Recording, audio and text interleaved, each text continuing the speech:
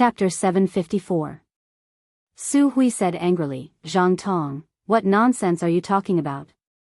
Zhao Pu said, Hui, I think what Zhang Tong said is very reasonable.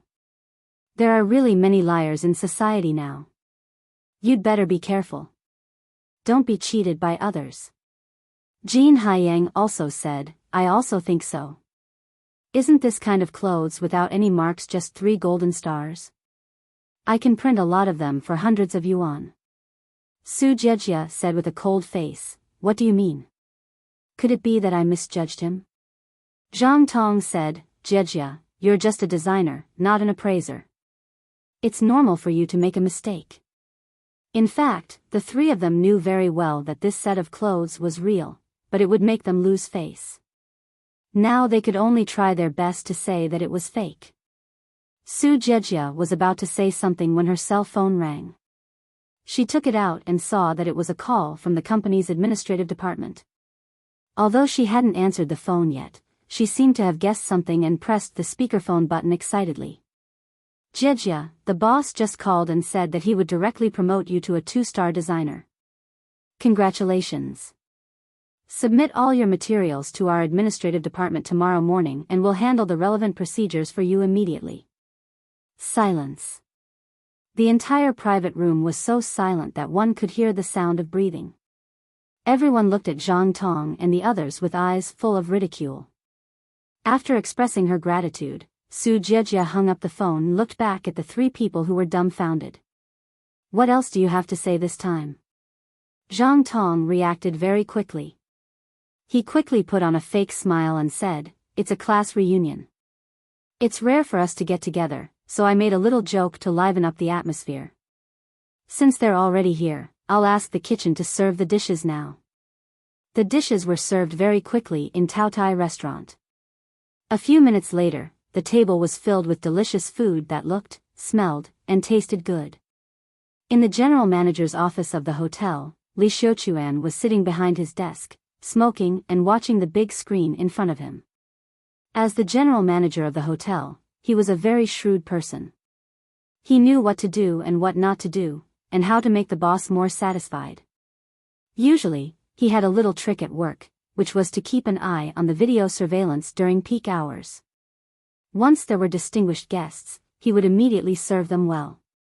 As long as these distinguished guests were satisfied, the reputation of the hotel would naturally be improved, and the boss would also be very satisfied with his work.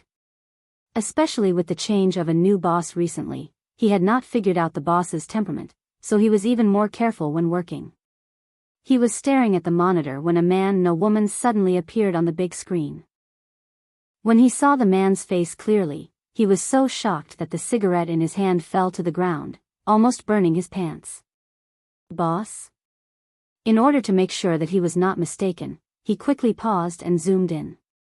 Qin Haodong's face appeared clearly on the big screen. That's right, this is the boss. The boss didn't even give him a call. What did this mean? Did he want to observe his work in private and see how he performed? No, I have to find out which room the boss went to. I have to go there and perform well. This is a big matter that concerns my job. Thinking of this, Li Xiuquan kept retrieving the surveillance video and finally confirmed that Qin Haodong had gone to the platinum private room. Then he stood up and hurried out.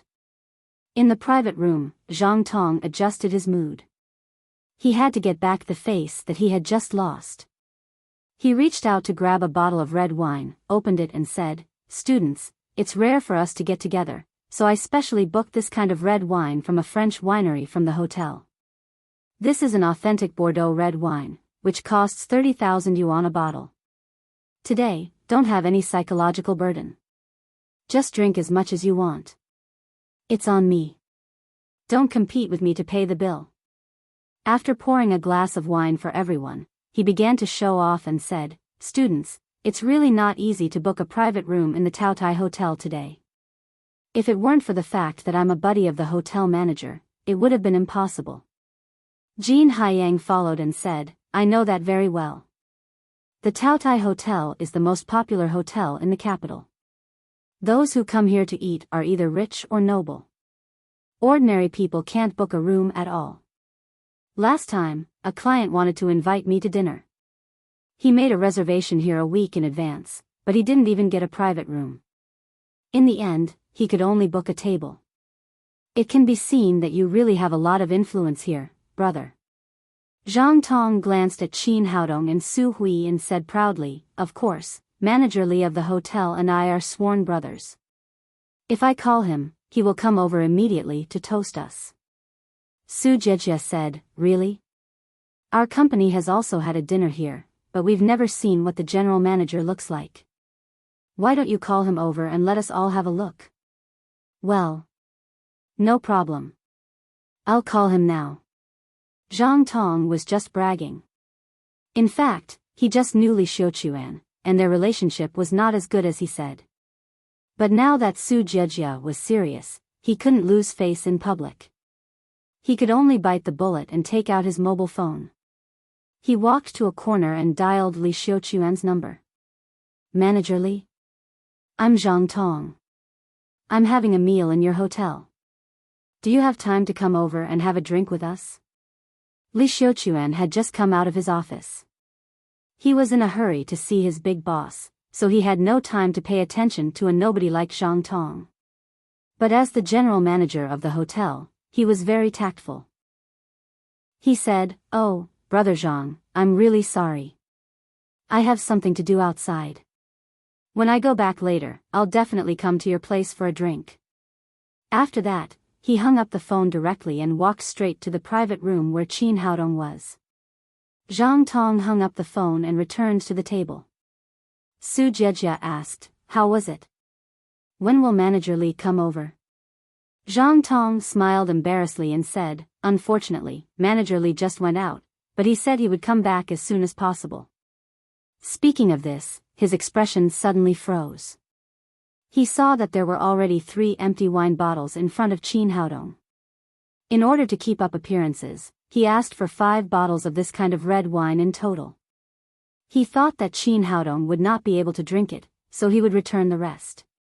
But he didn't expect that in such a short time, 3 bottles had already been drunk by this man. Moreover, Qin Haodong's face didn't change at all, as if he didn't drink at all. His drinking capacity was too scary, wasn't it? But he couldn't care less now. A bottle of wine cost 30,000 yuan, so 3 bottles of wine would cost 90,000 yuan. Why did you drink all my wine?" Qin Haodong reached out and picked up the last bottle. "Mr. Zhang, don't tell me that you won't let me drink enough when you treat me." After that, he raised his head and drank up the bottle in the blink of an eye. "Damn it, 30,000 yuan is gone again. If I had known that such a drunkard would come, I wouldn't have ordered such expensive red wine." Zhang Tong was anxious and annoyed. At this moment, the door opened and Li Xiuquan came in from the outside with a respectful face. He was stunned at first, and then he went over and said, "Dude, didn't you say it? It turns out that you were joking with me. I see. You must want to give me a surprise, right?" As he spoke, he wanted to go over and give Li Xiuquan a hug to show the deep relationship between them. But Li Xiuquan didn't even look at him and went straight to the dining table. Zhang Tong was stunned and opened his arms. He didn't know what Li Xiuquan was doing. He came to his private room and ignored him. Could it be that there were other acquaintances here? That was impossible. As the general manager of the Taotai Hotel, he was usually very powerful. The people here were all his classmates, and there were no big shots. How could he know anyone else except him? He turned around and was surprised to see Li Xiuquan coming to Qin Haodong with a flattering face. He bowed and said, "Boss, you're here. Why didn't you tell me? I could have sent a car to pick you up.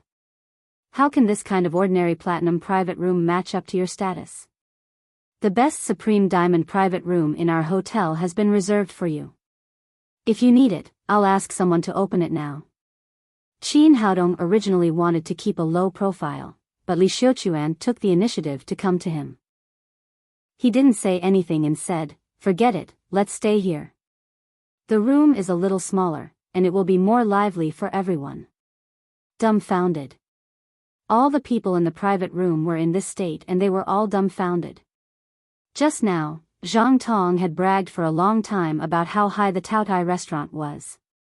It was already very great for him to book a private room, but Qin Haodong turned out to be the boss of the restaurant. This kind of gap was like the distance from the basement to the top of the sky. Zhang Tong, Zhao Pu, and Jin Haiyang were completely dumbfounded. They had always thought that Qin Haodong was just a toy boy with no ability, but in the blink of an eye, he had become the boss of the Taotai restaurant. This kind of identity made them have no courage to compete with him. Qin Haodong said to Li Xiuquan, "Today is my girlfriend's classmate's party. Later, we'll waive the bill for this table." Sure. Li Xiuquan said respectfully, "I'll ask the kitchen to serve the hotel's best signature dish right away. This kind of wine is a little low grade and doesn't deserve the boss's identity at all. The hotel also has some treasured 1982 edition Lafite. I'll ask someone to send it here right away." Qin Haodong waved his hand and said, "That's it. Hurry up and arrange it." "Okay, boss.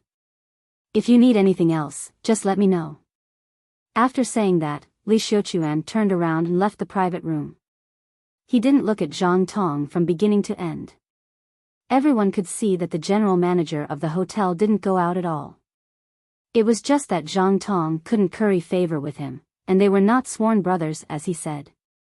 This was the gap between them. Everyone could see clearly that the person Zhang Tong was trying to curry favor with was just one of Qin Haodong's men.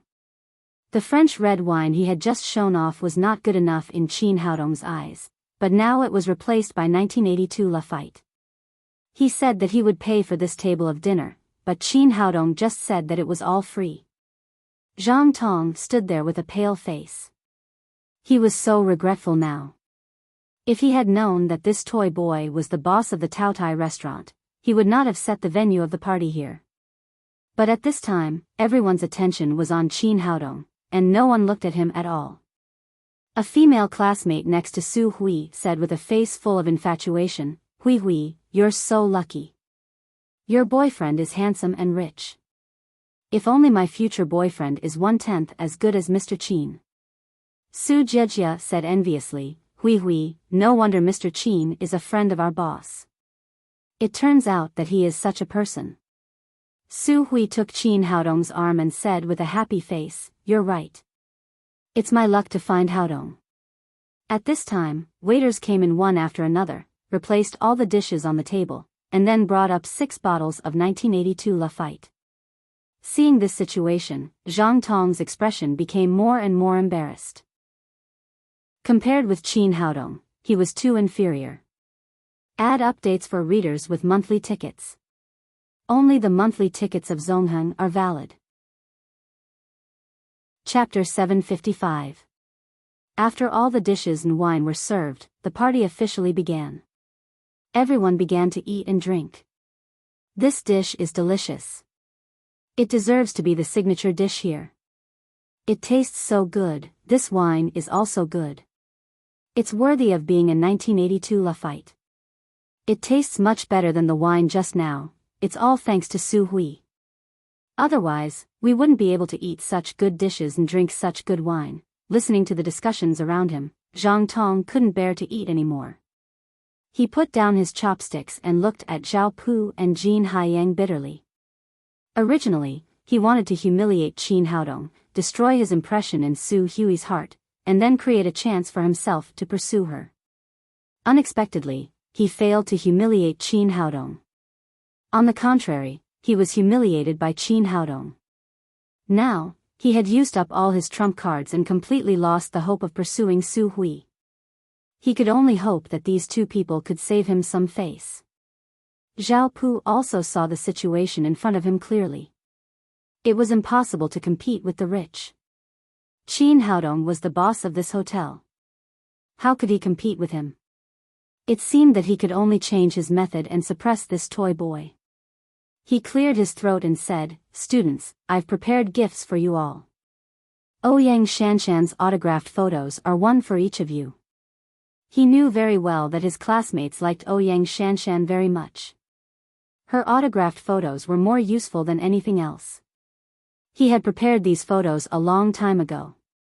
He didn't take them out just now because he wanted to use them as a trump card. Now it was the time. Sure enough, when they heard that there were Ouyang Shanshan's autographed photos, everyone's attention immediately shifted from the food in front of them. Zhao Pu, is it true? Do you really have Ouyang Shanshan's autographed photos? Ouyang Shanshan's autographed photos are sold for thousands of yuan on Taobao. That's great. The girl I likes Ouyang Shanshan the most. With this photo, I can pursue her. Zhao Pu looked proud and took out a stack of photos from his backpack. Students, the boss knows that I'm coming to the class reunion, so he specially gave me his autograph. Don't worry, everyone has one. After that, he began to distribute photos to the students present one by one. But when he sent them to Qin Haodong, he spread out his hands and said with a sinister smile, "Boss Qin, I'm sorry. There are no more photos for you." After saying that, he, Jin Haiyang, and the others all laughed. So what if you are a big boss? After all, you can't compare to the charm of a big star. Qin Haodong smiled and said, "It doesn't matter. I don't need it." Jin Haiyang said, "Boss Qin, are you going to tell us that you don't follow stars? I can believe that he doesn't chase after celebrities, but I don't believe that he doesn't like Ouyang Shanshan. If any man doesn't like Ouyang Shanshan, I can guarantee that it's a lie. Otherwise, there must be something wrong with him." Zhang Tong swept away his depression and said, "I heard that there is an old saying that the grapes are sour when you can't eat them. Some things can't be bought with money." Qin Haodong didn't want to argue. He just smiled. His cell phone rang. It was Ouyang Shanshan. "Haodong, I've arrived at the Taotai restaurant. Which room are you in?" Before coming here, Qin Haodong had called Ouyang Shanshan and told her to come here to find him after she finished her business. She happened to come here at this time. After reporting his room number, he hung up the phone and said to the people sitting at the table, "I have a friend coming over. Everyone, please vacate a seat." Now that he was the boss, everyone naturally responded to his words. The students moved to both sides and emptied a chair next to Qin Haodong. Jin Haiyang said discontentedly, "Boss Qin, although you are the host here, today is our class reunion. You are Hui's boyfriend, so we don't have to say anything. But if you ask an outsider to come, isn't it inappropriate?" Su Jiejia said, "Jin Haiyang, what are you talking about? Haodong is Hui's boyfriend. How can he be an outsider?" Zhao Pu also said, "Yes, I think Haiyang is right. How about this? You can get another room next door. Anyway, it's your place. You can eat there. You won't disturb us, and we won't disturb you." Qin Haodong looked at Zhao Pu with a smile and said, "I can leave, but if I leave here, I can't pay for it. Do you think it's better for us to go Dutch, or do you want to pay?" Zhao Pu was completely dumbfounded. Although his salary was not low, it was only 20,000 or 30,000 yuan a month. However, this table of dishes was very expensive. The 1982 Lafite would cost him a year's salary. How could he afford it? Even if everyone went Dutch, it would cost about 100,000 yuan for each person. If he really proposed it, he would definitely cause public anger. Not to mention him, even Jin Haiyang and Zhang Tong, who were rich, shut their mouths. Although they had some money, they couldn't spend it in this way. Seeing that everyone was silent, Qin Haodong smiled again and said, "I know that today is a class reunion, but my friend has a special identity. I believe that you will definitely welcome her with both hands raised." Jin Haiyang curled his lips and said, "How is that possible? Do you think your friend is Ouyang Shanshan? How can she be so charming?" As he spoke, the door behind him opened. The waiter opened the door and a beautiful figure appeared in front of everyone. At this moment, everyone was dumbfounded. It was Ouyang Shanshan. It was really Ouyang Shanshan. "Sorry to disturb you." Ouyang Shanshan smiled politely, then walked to Qin Haodong's side and sat down. She leaned against his arm and said intimately, "Sorry, I'm a little late." Qin Haodong smiled and said, "You're not late. You're just in time."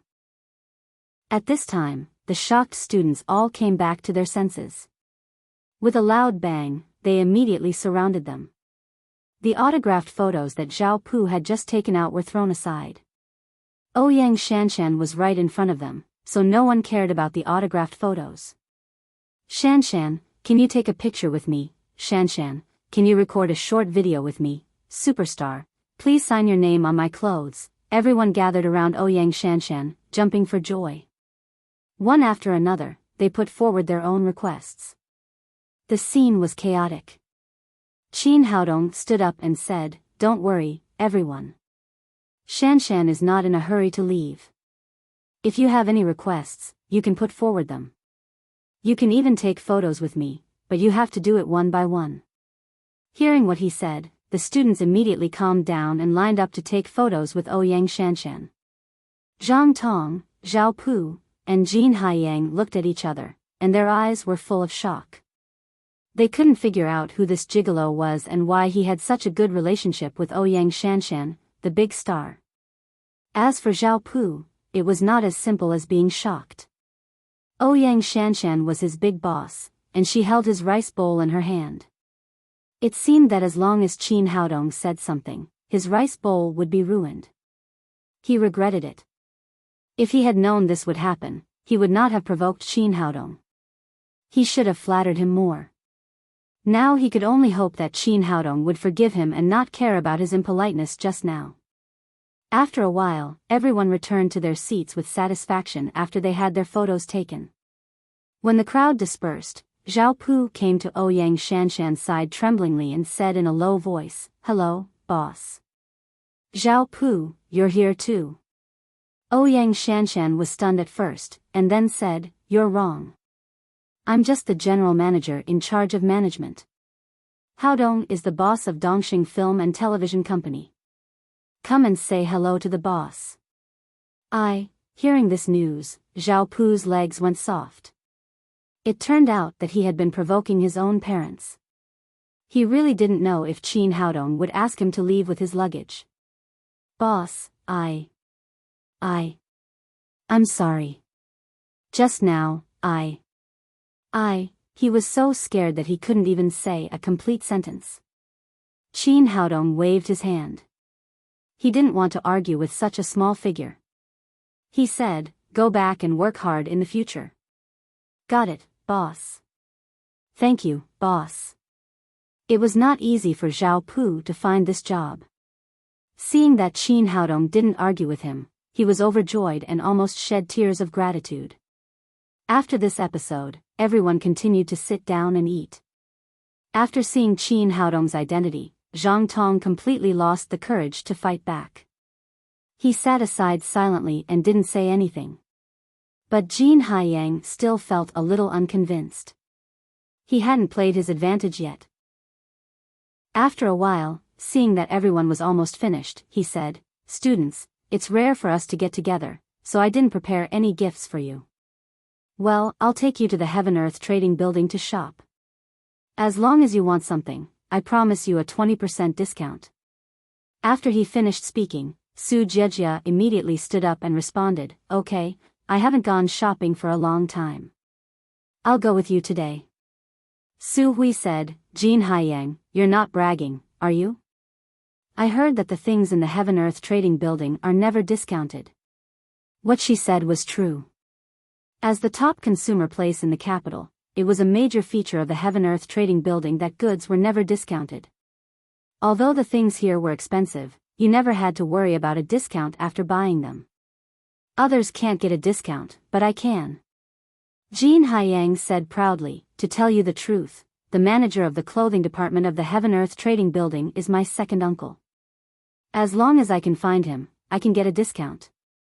Ouyang Shanshan didn't know that the Heaven-Earth Trading Building was a dowry given to Qin Haodong by the Wei family. She took his arm and said, "Let's go shopping. I haven't gone shopping for a long time." Qin Haodong said, "Since everyone is in such a good mood, let's go shopping together." Half an hour later, they arrived at the Heaven-Earth Trading Building together. It was a woman's nature to love shopping. When they arrived here, the female students were so excited that they began to shop around. Hearing that they could get a 20% discount, the other male students also wanted to seize this opportunity to buy something for the girls they liked. They also looked around and chose the goods they could accept. 2 hours later, everyone had chosen the goods they liked and turned to look for Jin Haiyang. Su Jiejia said, "I've already chosen the clothes I like. When will I pay?" Qin Haodong said with a smile, "Great designer, you make clothes yourself. Why do you still buy other people's clothes?" Su Jiejia said, "That's different. Everyone's clothes have different styles. I can't always wear clothes designed by myself. It's so monotonous." Seeing that everyone was surrounding him, Jin Haiyang glanced at Qin Haodong and said proudly, "Don't worry, I'll call my uncle now and ask him to come and give you a discount." Then he took out his mobile phone and dialed a number. Soon, a middle-aged man in his 50s came over. Chapter 756. This middle-aged man was the manager of the clothing department, Wu Dafu. "Uncle, you're here." Jin Haiyang immediately ran over and took Wu Dafu's hand. He turned to everyone and said, "Students, let me introduce you. This is my uncle. He's in charge of the entire clothing department of the mall." Everyone came over to say hello to Wu Dafu. Wu Dafu nodded and said, "You're all Haiyang's classmates. Welcome to my shop." Jin Haiyang said, "Uncle, everyone has chosen something. Please give us a discount." Wu Dafu said, "Since Haiyang has spoken, then we'll give you a 20% discount." "Thank you, uncle," Jin Haiyang said with a smile. It was definitely something to be proud of to be able to get a 20% discount in the Heaven-Earth Trading Building. He turned to the others and said, "Everyone, come with me and pay together." "Wait a minute." Qin Haodong stopped Jin Haiyang and said to Wu Dafu, "Manager Wu, I want to ask, are the things we got at a 20% discount authentic?" Wu Dafu's face darkened. He felt that Jin Haiyang was too ignorant, but he still said patiently, "Don't worry, young man. Although we gave you a 20% discount, the goods are from the mall. They're absolutely authentic." Then he said to the cashier at the cashier's desk, "Xiao Wang, these people are my nephew's classmates. We'll give them a 20% discount." The cashier said, "Okay, Manager Wu." Su Jiejia had already gotten the shopping receipt and was about to go forward to pay. Qin Haodong stopped her and turned to Wu Dafu and said, "Manager Wu, I've long heard that there's no discount in the Heaven-Earth Trading Building. Are you violating the rules?" Hearing this, Wu Dafu suddenly became angry and said to Jin Haiyang, "Haiyang, what's wrong with your classmate? Is he out of his mind? I'm giving him a discount. Why is he so troublesome?" Jin Haiyang was also unhappy and said to Qin Haodong, "Are you deliberately making trouble? Don't you want everyone to buy things at a discount?" Qin Haodong said lightly, "It's a good thing to give students discounts, but I don't want you to use my money to give them discounts." The Heaven-Earth Trading Building was now under his name.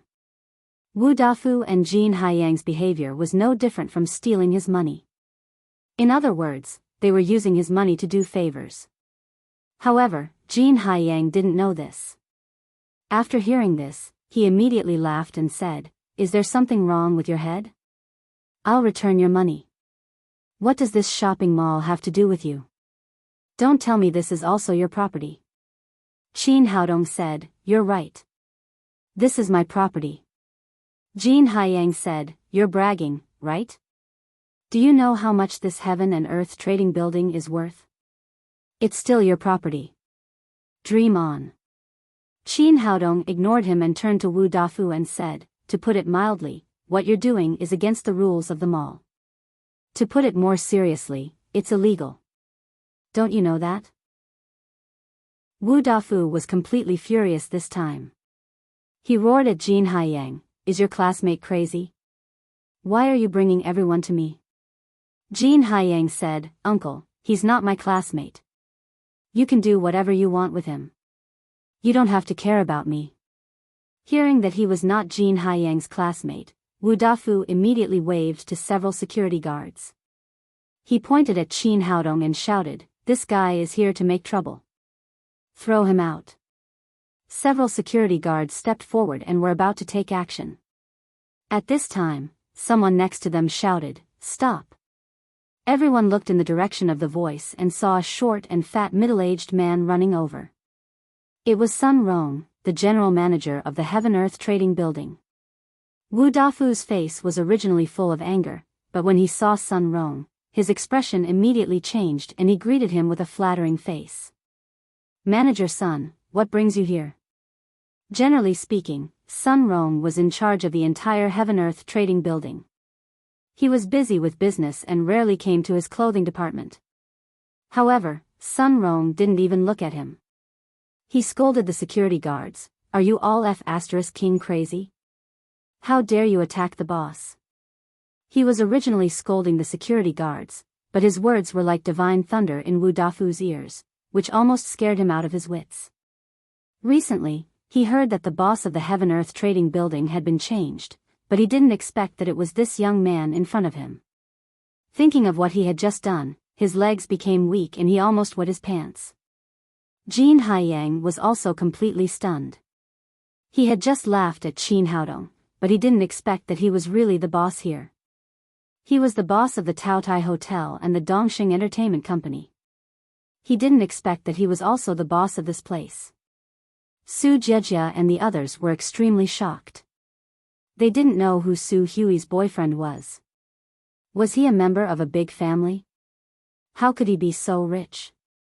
The Taotai Hotel, the Dongxing Entertainment Company, and the Heaven-Earth Trading Building were three bosses. Their total assets were probably no less than 10 billion yuan, right? Sun Rong didn't care about anything else. After scolding the security guards, he ran to Qin Haodong with a flattering face and said, "Boss, what can I do for you?" Qin Haodong said lightly, "Manager Sun, let me ask you, is there a 20% discount rule in our shopping mall?" Sun Rong said, "No, there is a clear rule in our shopping mall that there is no discount for all goods." "Then does the department manager have the right to give a 20% discount?" Sun Rong said, "Boss, even I, the general manager, don't have the right to give a discount, not to mention the department manager." Qin Haodong looked at Wu Dafu and said, "But I just saw Manager Wu giving a discount to someone confidently and asking the security guards to throw me out. What's going on?" Hearing this, cold sweat broke out on Sun Rong's forehead. Such a thing had happened in the shopping mall and the boss had seen it directly. As the general manager, he couldn't escape the blame. If he didn't handle it well, he was afraid that he would lose his position. He turned around and shouted at Wu Dafu, "Wu Dafu, how dare you openly violate the rules of the building? Go to the finance department to settle your salary immediately and then get out of here." Wu Dafu was nearly 50 years old and had just become a department manager.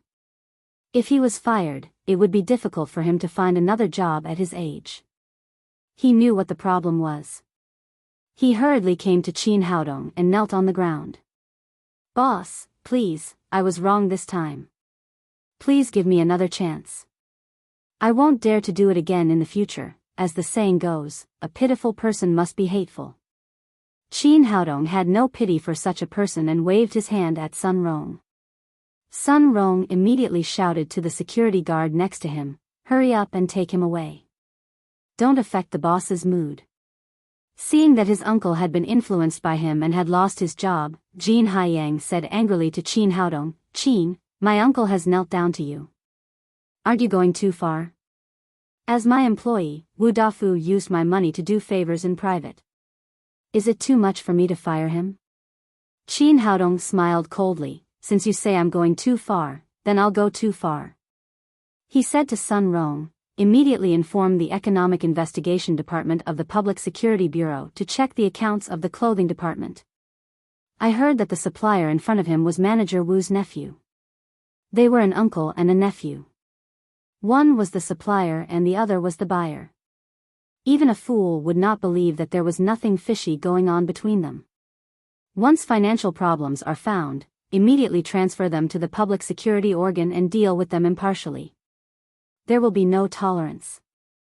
Okay, boss, I'll call the police now.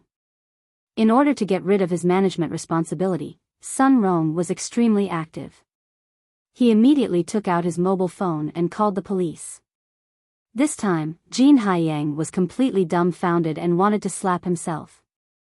If it was just the money they had earned over the years, at least the rest of their lives would not be a problem. If the public security department intervened in the investigation, he was afraid that his uncle and nephew would spend the rest of their lives in prison. Mr. Chin, I was wrong. I just said it casually. My uncle should be fired for this kind of behavior. You did nothing wrong. Let's let it go. In the face of Jin Haiyang's plea, Qin Haodong ignored it at all. He directly turned his head to the other side and did not stop Sun Rong from calling the police. Jin Haiyang was really panicked this time. It was the first time that he felt so close to prison. He quickly turned his head to look at Su Hui and said, Hui Hui, we've been classmates for many years. Please help me. Don't call the police, okay? After all, Su Hui was a girl. She couldn't bear to face Jin Haiyang's plea. She pulled Qin Haodong's sleeve and said, Haodong, can we deal with it in another way? Don't call the police, okay? Jin Haiyang quickly said, Yes, Mr. Qin, let's talk about it. As long as you don't call the police, everything will be easy. For Su Hui's sake, I'll let you go this time.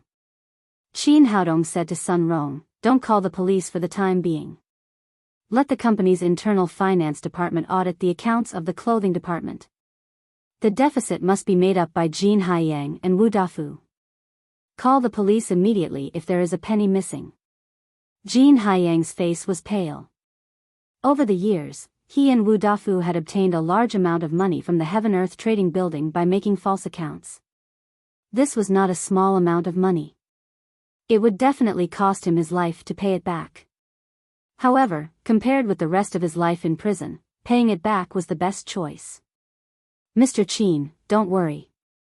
I'll raise the money now and I'll definitely pay it back in full. After that, he didn't have the face to stay here anymore. He ran out of the shopping mall in disgrace. After Jin Haiyang left, the other students came to their senses from the shock. They didn't expect that so many things would happen when they bought clothes. Although everyone knew that he had brought this upon himself and it was the best result that Qin Haodong didn't pursue his criminal responsibility, everyone felt a little regretful. After all, they still had the shopping receipt of the shopping building in their hands. It seemed that there was no hope for a 20% discount. Seeing the students' emotions, Su Hui said to Qin Haodong in a low voice, Haodong, look, the students have all chosen their things. Can you make the decision to give them a discount? Qin Haodong shook his head and said, of course not. I don't have the habit of giving discounts. Hearing this, the students around them sighed. It seemed that they could only return the things. But at this time, Qin Haodong said, I never give discounts to my friends. They're all free of charge. We're all Su Hui's classmates. No matter what you just chose, it's all free of charge. It's all on my account. Oh! Hooray! Su Hui's classmates immediately cheered. The things they had bought were not small, and some of them had even reached 5 figures. They didn't expect that all of them would be free of charge. Zhang Tong and Zhao Pu lowered their heads at the same time. They had already realized how big the gap between them and Qin Haodong was. There was no comparison at all. After paying the bill with these people, Su Hui said goodbye to her classmates. Qin Haodong took Ouyang Shanshan and Su Hui to the Tang sect. Qin Haodong drove, and the 2 girls sat in the back. Su Hui leaned over and whispered in Qin Haodong's ear, how many properties do you have? Did I find a super rich man? Chapter 757. Along the way, Qin Haodong explained his situation to the 2 women in detail while driving. After returning to the Tang sect, the whole family became very lively because of the 2 new members. In particular, the arrival of Ouyang Shanshan made those who liked to listen to her songs very excited. The little fellow had been around her and was very happy. All of this changed when Lin Momo came back. She walked into the house with a sullen face and shouted to the laughing little fellow, "Tang Tang, come here." The little fellow, who had been happy, seemed to realize that things were not good. She ran behind Xu Xianyue in a few steps, put her arms around her neck and said, "Grandma, help me. Don't be afraid, Grandma is here." Xu Xianyue spoiled the little fellow very much. Seeing Lin Momo's bad face, she immediately said, "What's wrong? Tang Tang is still a child. Why are you so fierce to her?" Lin Momo said, "Auntie, I just came back from kindergarten. You don't know how much trouble she made at school. Now she has been expelled and is not allowed to go to school tomorrow." Qin Haodong said curiously, "My daughter is very obedient. What did she do to be expelled from school? How dare your daughter say that she is obedient?" Lin Momo said angrily, "She asked the class teacher to give all the little red flags to her." Qin Haodong said in surprise, "It's my daughter's good performance that she can get so many little red flags. Good performance my ass." Lin Momo unexpectedly burst out a rare swear word, which showed that she was extremely angry. She let a child eat 2 erasers. Is that good performance? She asked a child to call the teacher sister. Is that good performance? She asked a child to run naked and refuse to wear clothes. Is that good performance? Hearing her mother accusing her of crimes, the little fellow couldn't help but defend. "They bullied me because I was a child from another place, so I taught them a lesson." Lin Momo said angrily, "That's not good either. Have you forgotten that Mom told you to get along well with children? Wait. I'm a little dizzy." Xu Xianyue said in surprise, "What the hell are you talking about? It seems that the teachers and students in the school listen to my granddaughter and do whatever she wants them to do. How could there be such a thing?" Lin Momo said, "Isn't it obvious? Haodong must have taught her mind manipulating. Now the school says she's a little monster, so she's not allowed to go to school." After that, she glared at Qin Haodong and said, "How can you spoil your child so much? Now I'm in trouble." "I didn't." Qin Haodong looked aggrieved and innocent. Suddenly, he understood what was going on and shouted, "Xiao Xian, come here." At this time, Hu Xiaoxian was quietly moving to the door of the room. She was about to escape, but Qin Haodong called her back. "Ah. I just wanted to go to the washroom. If there's anything, let's talk when I come back." After saying that, she was about to run, but was stopped by Qi Weiner, who said with a smile, "Sister Xiaoxian, didn't we just go to the toilet together? Why are you going now? Is it because you need to pee?" Qin Haodong stepped forward, grabbed Hu Xiaoxian's arm and pulled her over. "Tell me, what the hell is going on? Did you pass the fox hypnosis to Tang Tang?" Seeing that she couldn't avoid it, Hu Xiaoxian stretched out 2 fingers and said embarrassedly, "Just a little." Only then did everyone understand what was going on. It turned out that Hu Xiaoxian had passed the fox hypnosis to Tang Tang, which caused such a big trouble at school. Qin Haodong said, "You're really not afraid of trouble. Tang Tang is so young. Why did you teach her this skill?" Hu Xiaoxian explained, "I think Tang Tang's aptitude is very good, and she likes to learn, so I taught her a little." Qin Haodong stared at her and said, "Just a little? A little can make children eat erasers and call the teacher sister? It's the first level of the fox hypnosis. I promise I didn't teach her the second level." Qin Haodong said with a wry smile, "The first level has caused such a big trouble. If you teach her the second level, won't it turn the world upside down?" Hearing the conversation between the two, the little fellow did not feel afraid. On the contrary, her eyes lit up and her big eyes blinked, as if she was thinking of something bad. Xu Xianyue said, "Well, that's it. Don't let Tang Tang use the fox hypnosis indiscriminately in the future." Seeing that the old lady was protecting her granddaughter, Lin Momo couldn't say anything more. The next day, Tang Tang stayed at home to play because she couldn't find a kindergarten for the time being. After breakfast, Qin Haodong went to the clinic to help as usual and went to school. The others were also busy with their own things. The little fellow watched TV with Chu Xianyue for a while and then said, "Grandma, I'm going out to play for a while." "Go ahead. Just don't go out." It was very safe in the Tang sect. Chu Xianyue didn't think much and let the little fellow go out directly. Tang Tang left the living room and trotted to Hu Xiaoxian's room. "Auntie Xiaoxian, what are you doing?" Hu Xiaoxian was lying on the bed playing with her mobile phone. When she saw the little fellow coming, she put down the mobile phone in her hand, sat up and said, "You stinky Tang Tang, you said that I would teach you fox hypnosis and you would call me mom in the future. Now you call me auntie. Are you not keeping your promise?" The little fellow smiled slyly and said, "It's Auntie Xiaoxian who didn't keep her promise. You only taught me the first stage and didn't teach me the second stage, so our agreement doesn't count. Why don't you teach me the second stage and I'll call you mom in the future?" Hu Xiaoxian reached out and pinched her white and tender face. "You little girl, you still want to learn. Didn't you see that I was scolded by your father yesterday?" The little fellow said, "That's because my papa is unreasonable. Why can they bully me, but I can't teach them a lesson?" At this time, the little fellow's performance was completely different from a few months ago. In contrast, she was much more mature. This was the effect of the Suzaku sacred body.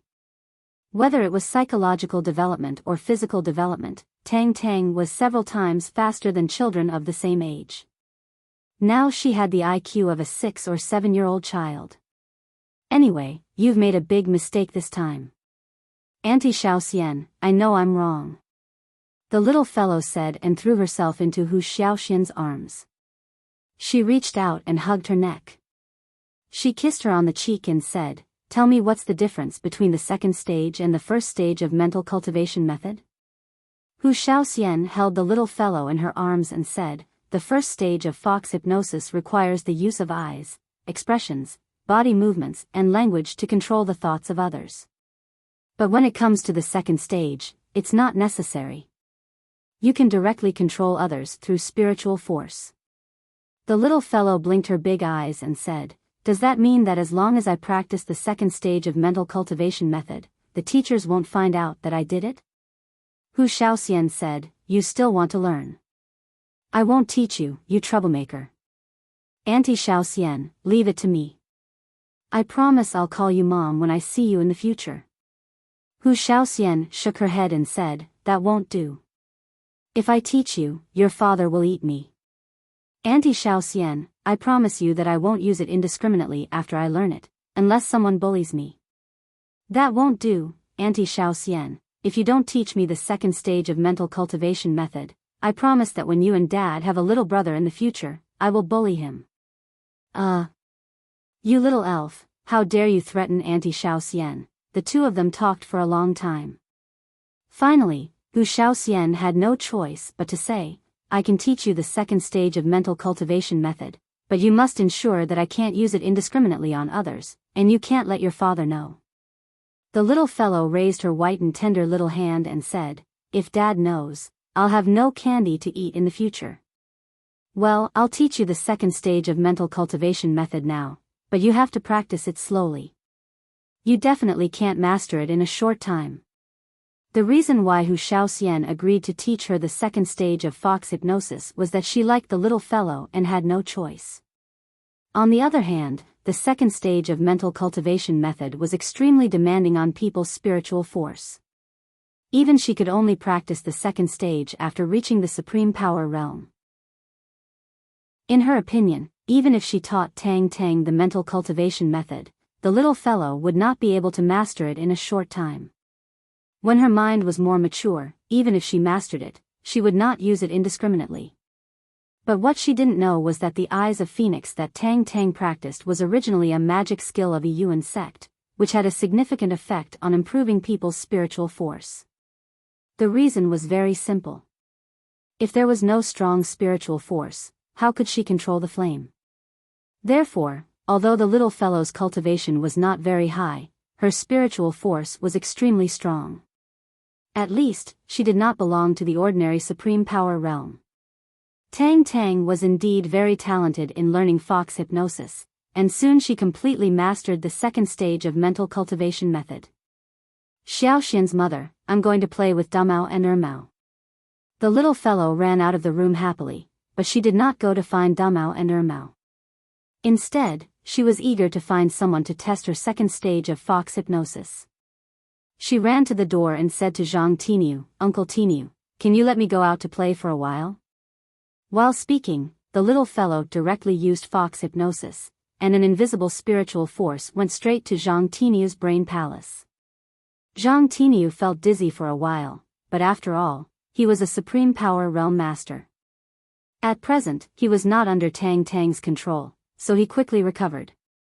No, the boss specially said that you can play in the yard, but you can't go out. Well, I'm going back. The little fellow turned around and ran back, muttering, maybe Uncle Tinu is too powerful. I need someone else to try. At this time, she happened to see Uncle Wang. The little fellow ran over with a leaf and said, Grandpa Wang, can you help me see what color this leaf is? Uncle Wang said, Tang Tang, this leaf is red. Okay, I see. The little fellow ran away happily after hearing that. I made it, I made it. She was holding a green leaf in her hand. The reason why Uncle Wang said that it was red just now was that he was controlled by her fox hypnosis, so he thought that the leaf in front of him was red. If Hu Xiaoxian knew that Tang Tang had mastered the second stage so quickly, she would be so surprised that her jaw would drop. It was too fast. This time, the little fellow didn't find someone else to experiment with. She went directly to play with Damao and Ermao. Just a few days ago, Qin Haodong asked someone to take Damao and Ermao to the Tang sect. At this time, the two snow mastiffs had grown taller and thicker than lions, looking extremely powerful. The little fellow jumped lightly and rode on Damao's neck. Damao, go! Damao leaped forward fiercely, dragging little master along as he sprinted through the Tang sect's courtyard. Everyone who saw this only smiled lightly, no one cared. Chapter 758. The speed of the black shadow was so fast that even in broad daylight, he was like a ghost and came to Tang Tang's back in a flash. Ermao, who was next to her, was very alert. He immediately noticed the arrival of the black-clothed man. He let out a roar and rushed up. However, the black-clothed man was too fast. He hit the little fellow's Haitian acupoint with his left hand and took her into his arms with his right hand. With a slight flash, he dodged Ermao's attack and then rushed out of the wall like a flowing light. Damao and Ermao chased after him, but compared with the black-clothed man, they were too slow. In the blink of an eye, the black-clothed man disappeared without a trace. After being changed by the body-refining pill, Damao and Ermao were not only strong, but also much more intelligent than ordinary animals. They were equivalent to human children of 5 or 6 years old.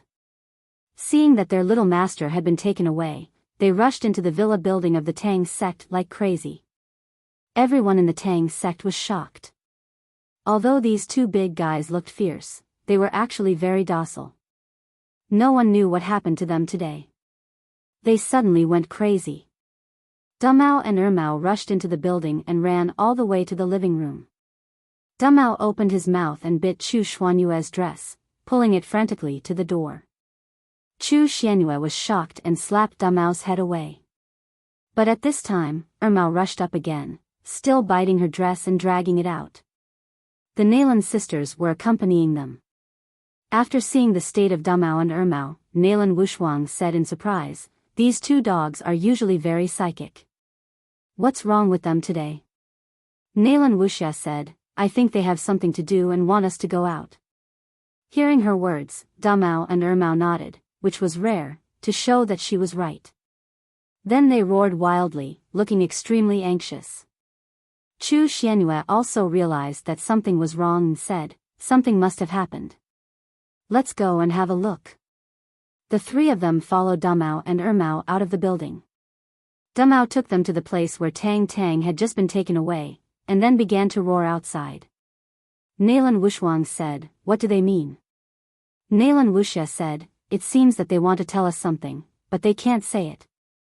At this time, Ermao suddenly rushed forward, opened his mouth and ran back with a pink hair clip in his mouth, and threw it in front of the three people with a snap.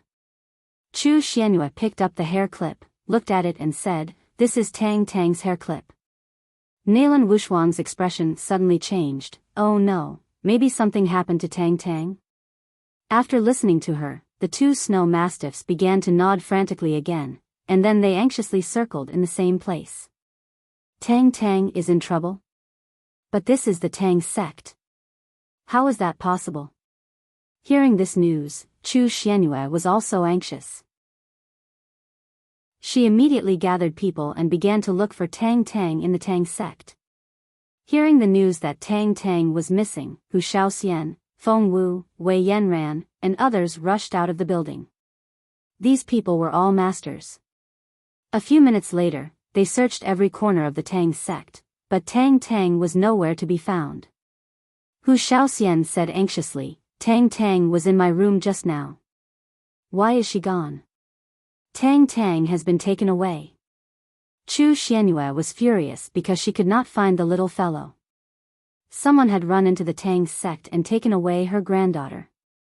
This had touched the reverse scale of the entire Tang sect. Since she reunited with Qin Haodong, she had been retreating and was willing to play the role of a loving mother. But at this time, she was completely angry. She regained the momentum of a domineering female president and began to give orders to the people of the Tang sect. "Feng Wu, you guard the east gate of the capital now. If you find the thief who took Tang Tang, kill him on the spot, but you must ensure Tang Tang's safety. Wushuang, you guard the west gate. Wuxia, you guard the north gate. Shaoxian, you guard the south gate." Soon, she sent 4 daughters-in-law, who had reached the Saint Realm, to guard the 4 exits of the capital to ensure that Tang Tang would not be taken away from the capital.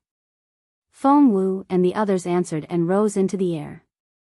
After reaching the Saint Realm, they had been able to skillfully control the qi of heaven and earth.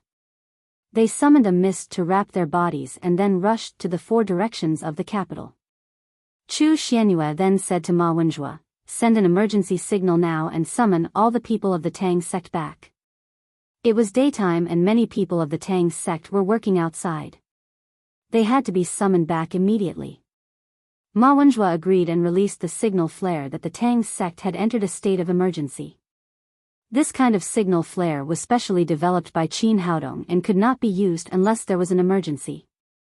The signal flare flew high into the sky and then exploded with a bang. A huge Tang character appeared in the air.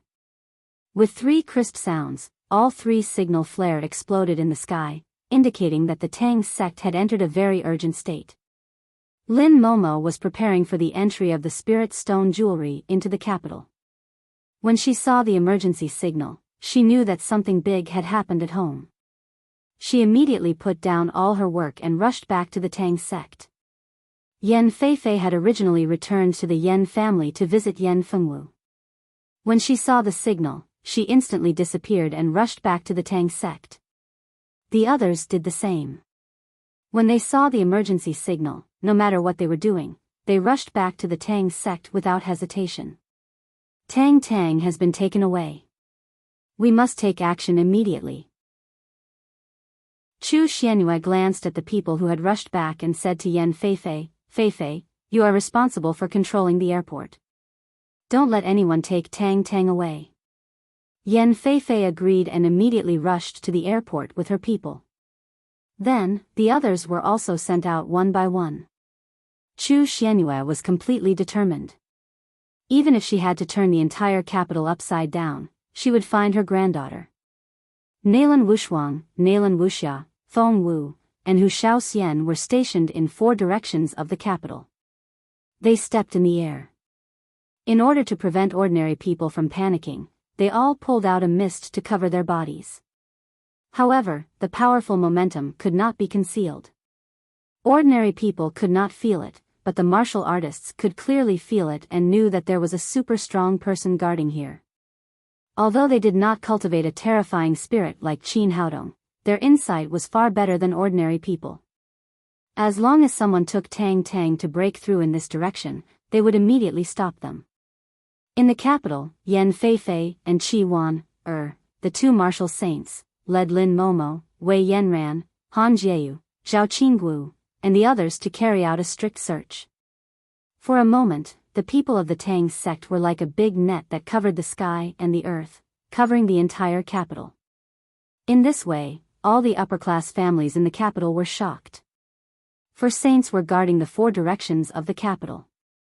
In addition to Yan Feifei and Qi Wan, who were searching in the center, it meant that they already had 6 martial saints. How could they not panic? Including the Qin family, who had a saint. Qin Zhanlong finally understood that it was not unjust for him to be beaten up by a group of people last time. It turned out that they were also saints and they did not resort to tricks.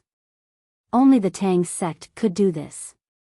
At the same time, they were also very curious about who was not afraid of death to provoke the Tang sect. What did they do to make them so angry? Why did they mobilize so many people?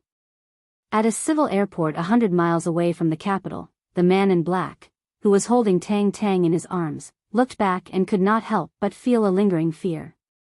Fortunately, he ran fast, otherwise he would really be in trouble. He had long heard that the Tang sect was powerful, so after catching Tang Tang, he rushed out of the capital without stopping. It was too late for Chu Xianyue to make arrangements.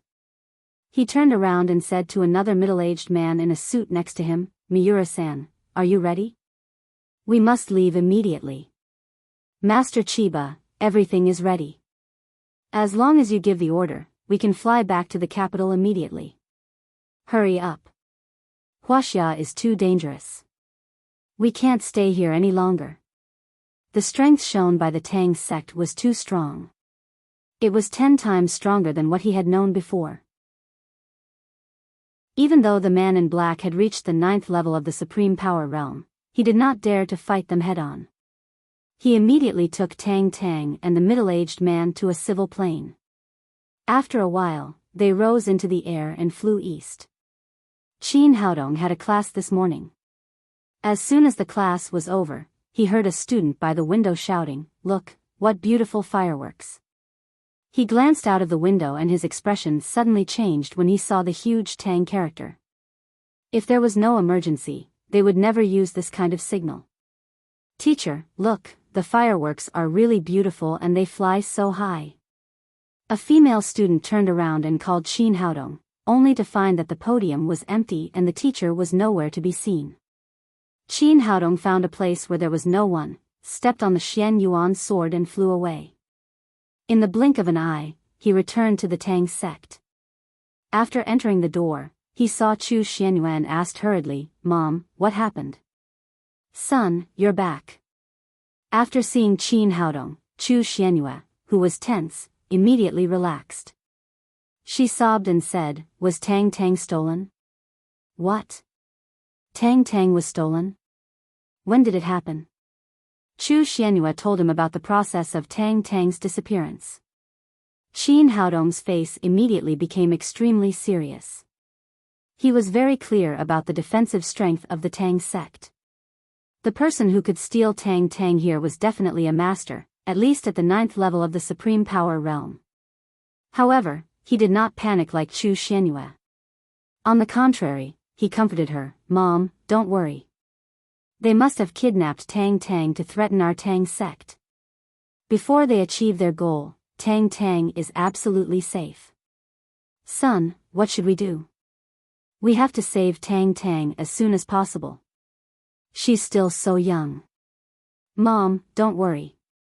I'll think of a way." After saying that, Qin Haodong directly cut the index finger of his left hand. A dark red bead of blood slipped out and floated in the air. Blood drawing skill. This was the most effective way for him to find Tang Tang, but he soon found that the blood drawing skill had failed this time. He could not find any information about Tang Tang. After his cultivation was promoted to the Saint Realm, the benefits of his blood-drawing skill could cover a radius of 100 miles. Now there was no information, which meant that Tang Tang was already 100 miles away. It seemed that the other party had been prepared. Once they succeeded, they would immediately escape. Chu Xianyue said anxiously, "How is it, son?" Qin Haodong stopped the blood-drawing skill and said, "Call everyone back. Tang Tang is no longer in the capital." Chu Xianyue believed her son's words and immediately arranged for Uncle Wang to do it. Then she said, "What should we do?" "Don't worry. As I said, they kidnapped Tang Tang to threaten our Tang sect. If they wanted to kill Tang Tang, they would have done it at the time. There was no need to make it so troublesome. Moreover, Tang Tang is so young. There is no need for them to kill her. What we have to do now is not panic and wait for the news from them. They will definitely contact us after confirming that she is safe." At this time, everyone outside ran back one after another. When Lin Momo saw Qin Haodong, she said anxiously, "Haodong, have you found Tang Tang?" Qin Haodong comforted her, "Don't panic. I think there will be news in a while." In Japan, by the seaside, an old man with white hair and beard and wooden clogs stood on a huge reef with his hands behind his back. He looked into the distance and let the sea breeze blow at his kimono, making it flutter. He was the sage of sword, Kyo Chiba, who was known as the #1 master in Neon. Chapter 759. Right at this moment, a black shadow rushed over from afar. It was the black-clothed man who had stolen the little fellow, the eldest disciple of the sword saint, Shiro Chiba. He came behind Kyo Chiba and said respectfully, "Master, I'm back." Kyo Chiba still looked into the distance with a deep gaze and said softly, "How's it going?" "It's very smooth. I've brought Qin Haodong's daughter back to Neon. Now I'm handing her over to Aiwa Miura and hiding her in the underground base in Kawakita Prefecture. It should be safe." Kyo Chiba said, "Well done. Master, there's something I don't quite understand. I wonder if I should ask." Kyo Chiba said, "Go ahead." Qin Haodong killed Chiba Mieko, so he should be sentenced to death. But as long as Master personally goes to kill him, everything will be over. Is there any need to go through so much trouble? Kyo Chiba said, "It's not as simple as you say. There are many masters in Huaxia, and Qin Haodong is on good terms with Xianyuan Legay, the master of the Xianyuan Pavilion. The headquarters of the Xianyuan Pavilion is in the capital. Even if I am a master of the Saint Realm, it is not so easy to kill people in the capital. Maybe I will lose myself there.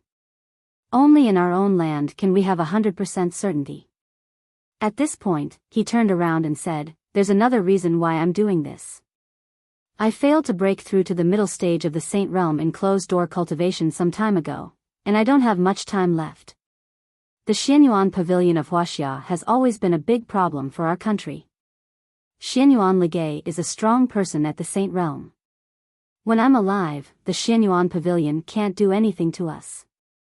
Once I leave, I'm afraid that Kishi Sato and Shinobu Inamoto alone won't be able to fight against Xianyuan Legay.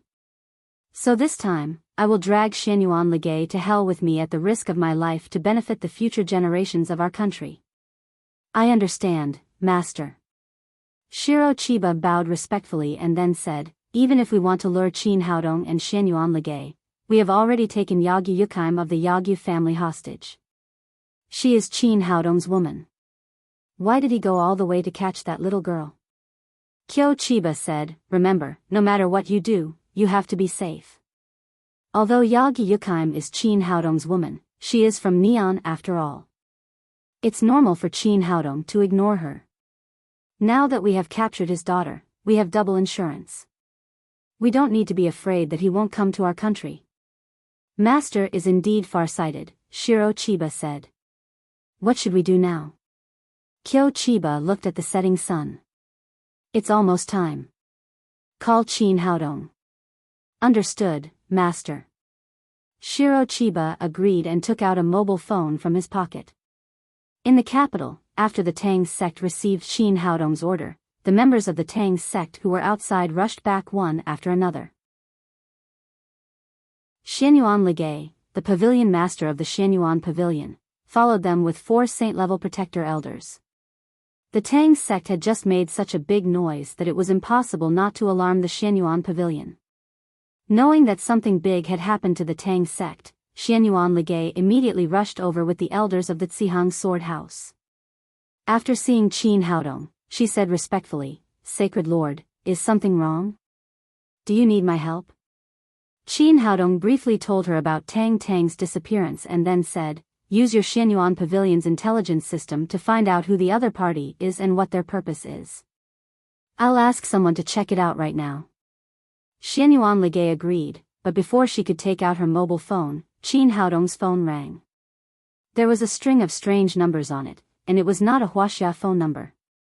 He immediately realized that it was the person who had kidnapped Tang and pressed the answer button. A stiff Huaxia language came from the other side of the phone. "Qin Haodong, your daughter is in our hands, and the girl from the Yagyu family is also in our hands." Qin Haodong was slightly shocked. He did not expect that Yagyu Yukaim would also be captured by them. "Tell me, what's your purpose? Get to Chiba Island in Japan within 12 hours, or wait to collect the bodies of your daughter and Yagyu Yukaim." After that, the other party hung up the phone without waiting for him to answer. Seeing that Qin Haodong had hung up, Chu Xianyue immediately asked nervously, "Son, who kidnapped Tang? How much do they want?" Qin Haodong said in a cold voice, "It's the Neon people. They don't want money. They want me to get there within 12 hours.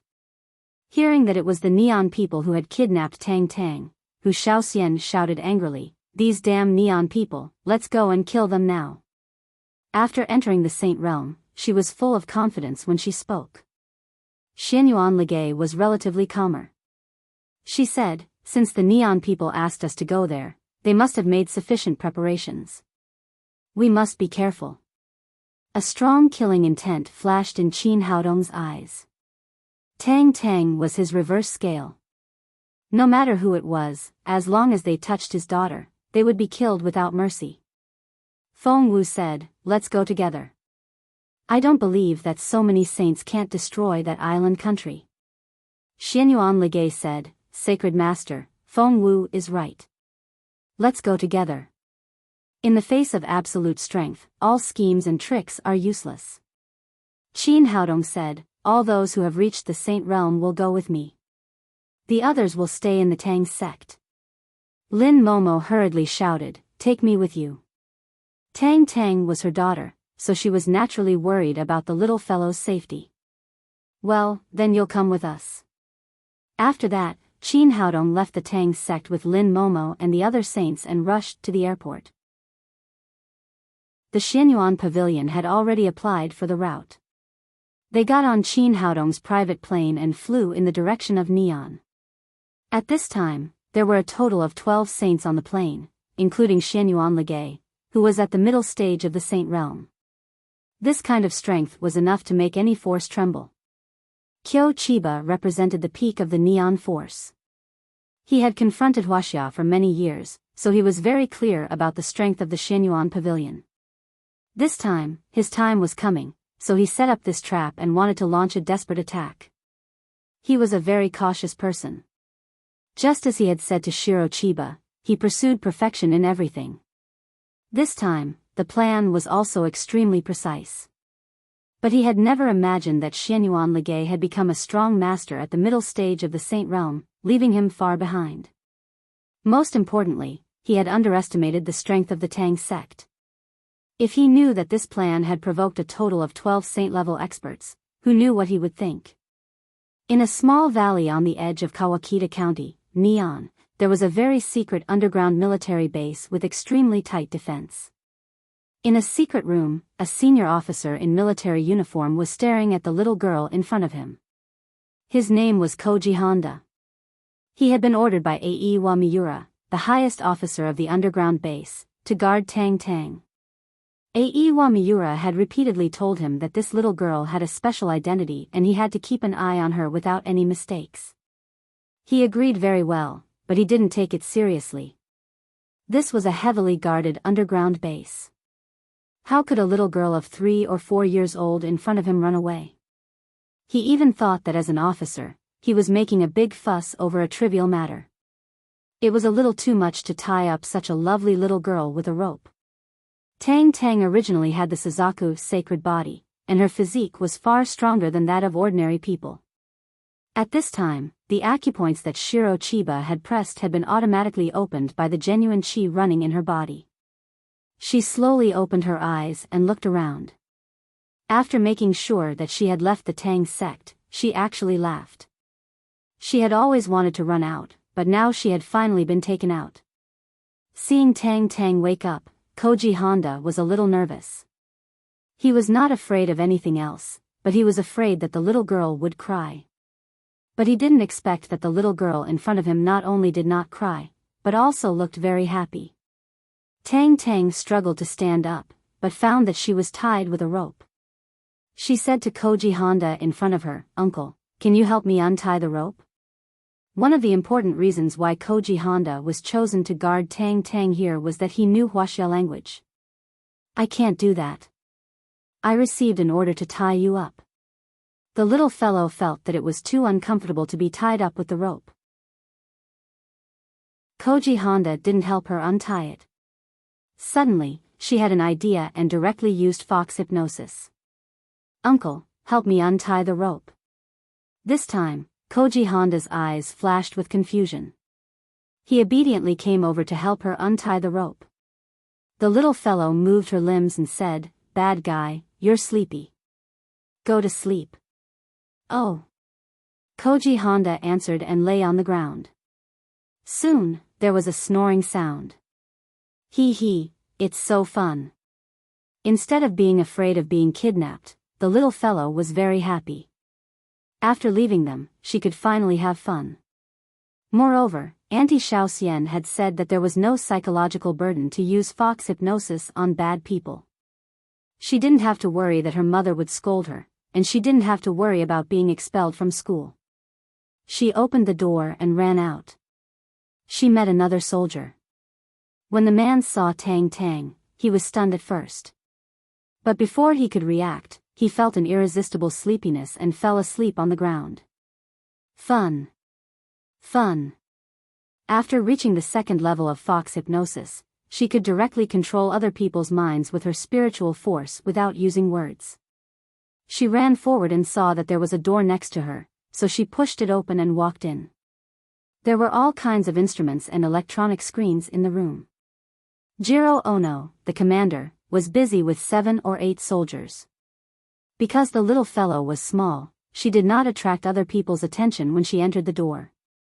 She turned around and felt that these things were not interesting, so she lost interest and said to Jiro Ono, "Shall we play games together?" Hearing someone talking, Jiro Ono was startled. When he saw Tang Tang, he was about to move, but he was controlled by a powerful spiritual force. "Don't move. Listen to me. I'll take you to play a fun game."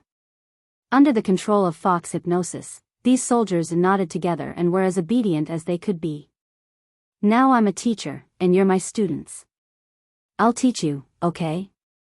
The little fellow had been under the control of a teacher when she was in kindergarten, so she dreamed of becoming a teacher one day. Today, when she saw these soldiers, she wanted to be a teacher. Naturally, these people would not object to her proposal. Under the control of fox hypnosis, they sat down in front of her obediently. The little fellow smiled, took a red cup next to her, and said to these people, "In this class, I'll teach you how to identify colors." I said, "Remember, this color is green." "We know, this is green." After reaching the second level of fox hypnosis, the little fellow used her spiritual force. It didn't matter whether she spoke or not. Therefore, although these people did not understand Huaxia language, they could clearly understand the main meaning of the little fellow's expression. Tang Tang grabbed a green pen and said to these people with a smile, "Remember, this is red." "We know, this is red." The soldiers replied in unison. Chapter 760. The little fellow was very happy to be a teacher, but it was a pity that she was just in kindergarten and didn't know much in her mind. After giving some instructions, she had nothing to teach. What else should I teach? She patted her little head and thought for a while. Suddenly, she remembered the teacher's check mark and wrong mark. She picked up a pen and drew a big check mark on a piece of A4 paper next to her and said, "Let me tell you, this is called a wrong mark. There is no intersection. If you do the wrong question, you should put a wrong mark." As she taught, she imagined the scene of these people putting a check mark on the question that their children had done wrong. She couldn't help giggling. "We know, this is a wrong mark." The little fellow drew another big cross and said, "This is called a check mark. If you do the question correctly, you should put a check mark." "We know, this is called a check mark." Under the leadership of Jiro Ono, these people answered in an unusually loud voice. After teaching this, the little fellow really had nothing to teach, so she simply said, "Well, it's time for nap. You can all go to sleep." Seeing that these people were lying on the ground and sleeping, she walked out of the door with her little hands behind her back with satisfaction. Soon after she went out, she met another soldier. Under the control of fox hypnosis, the man directly took the little fellow out of the military base and then fell asleep under a big tree. Not far away, the little fellow saw a road. When a pickup truck passed by, she gently jumped into the back of the truck and sat in the truck to rush to the city. This pickup truck was to deliver goods to the supermarket. After arriving in the city, the little fellow jumped out of the truck and began to wander around looking for something she thought fun. After walking for a while, she felt a little hungry. She smelled the fragrance coming from a nearby restaurant and couldn't help drooling. Originally, if she used fox hypnosis, she could go in and eat casually, but her mother had told her that she had to pay for things. This idea was deeply rooted in her little head, so she didn't go in to eat, but tried to get money. Not far away, she saw a bank on the side of the road, and people came out with money one after another. She also went in and came to a window. The cashier in the bank suddenly saw a lovely little girl in front of him and said, "Little girl, do you want to withdraw money? Are your parents here?" The little fellow couldn't understand foreign language at all, so she directly used fox hypnosis to tell the other party that she wanted to withdraw money. The cashier was just an ordinary person. His mind was immediately controlled by his powerful mental power and he asked, "How much do you want to withdraw?" The little fellow still didn't understand what the other party was saying, but she knew that there must be a number to withdraw money. She thought about it and said casually, "Let's withdraw 20 million. She didn't have much of a concept before. She often followed Lin Momo and talked about tens of millions of transactions, so she said such a number. Fortunately, this was neon, and the largest denomination was 10,000 yuan. 20 million yuan was only 2,000 of them. If it was changed to Huaxia currency, 20 million yuan was a frightening amount. She couldn't take it away at all. After paying 20 million in cash, the cashier kindly put the money in a bag for her. The little fellow took the money and walked out of the bank, heading for the restaurant nearby. After entering, she didn't know how to order, so she casually pointed at the table next to her that looked very exquisite, then took out a handful of money and handed it to the waiter next to her. The waiter thought it was interesting to see a little girl eating. He gave her the extra money and then brought a sushi to her. The little fellow tasted it and thought it tasted good. Then she ate it in big mouthfuls. While she was eating happily, Qin Haodong, Lin Momo, and the others were anxious. Originally, these saints could fly, but the distance between Huaxia and Neon was not close. If they flew here, it would consume a lot of energy and they couldn't face unknown dangers. Therefore, Qin Haodong chose to take everyone here by plane. When they arrived near Neon, they directly opened the cabin door and jumped out. The plane flew back to Huaxia. On the plane, Qin Haodong had already made arrangements. He, Xianyuan Ligay, and Lin Momo formed a group and went straight to Chiba Island according to the other party's instructions on the phone. The others scattered and searched for the little fellow's whereabouts throughout Neon. Qin Haodong didn't show his strength. He and Lin Momo were carried by Xianyuan Ligay and flew in the direction of Chiba Island. At this time, they had already entered the territory of Neon. The scene of them getting off the plane clearly appeared on a big screen. Oh my god, what did I see? In front of the big screen, a middle-aged man wearing the badge of a senior officer jumped up. His name was Yamasato, a direct descendant of the Neon Sato family and one of the participants in this plan. He was responsible for monitoring the movements of Huaxia. As a direct descendant of the Sato family, he knew the existence of the saints. He had also seen the scene of Kishi Sato, the head of the family, flying in the air. He knew that this was the unique ability of the saints. However, the sudden appearance of so many saints in front of him scared him out of his wits. He quickly picked up his mobile phone and dialed a phone number. Chiba Island was a small island 50 kilometers away from the Neon mainland. It was not large, about 1 square kilometer. It didn't have a name before. Later, it was occupied by the Chiba family and named Chiba Island. In the middle of the island, Yagi Yukaim was tied to a coconut tree. At this time, her cultivation had been sealed, so she was no different from an ordinary person.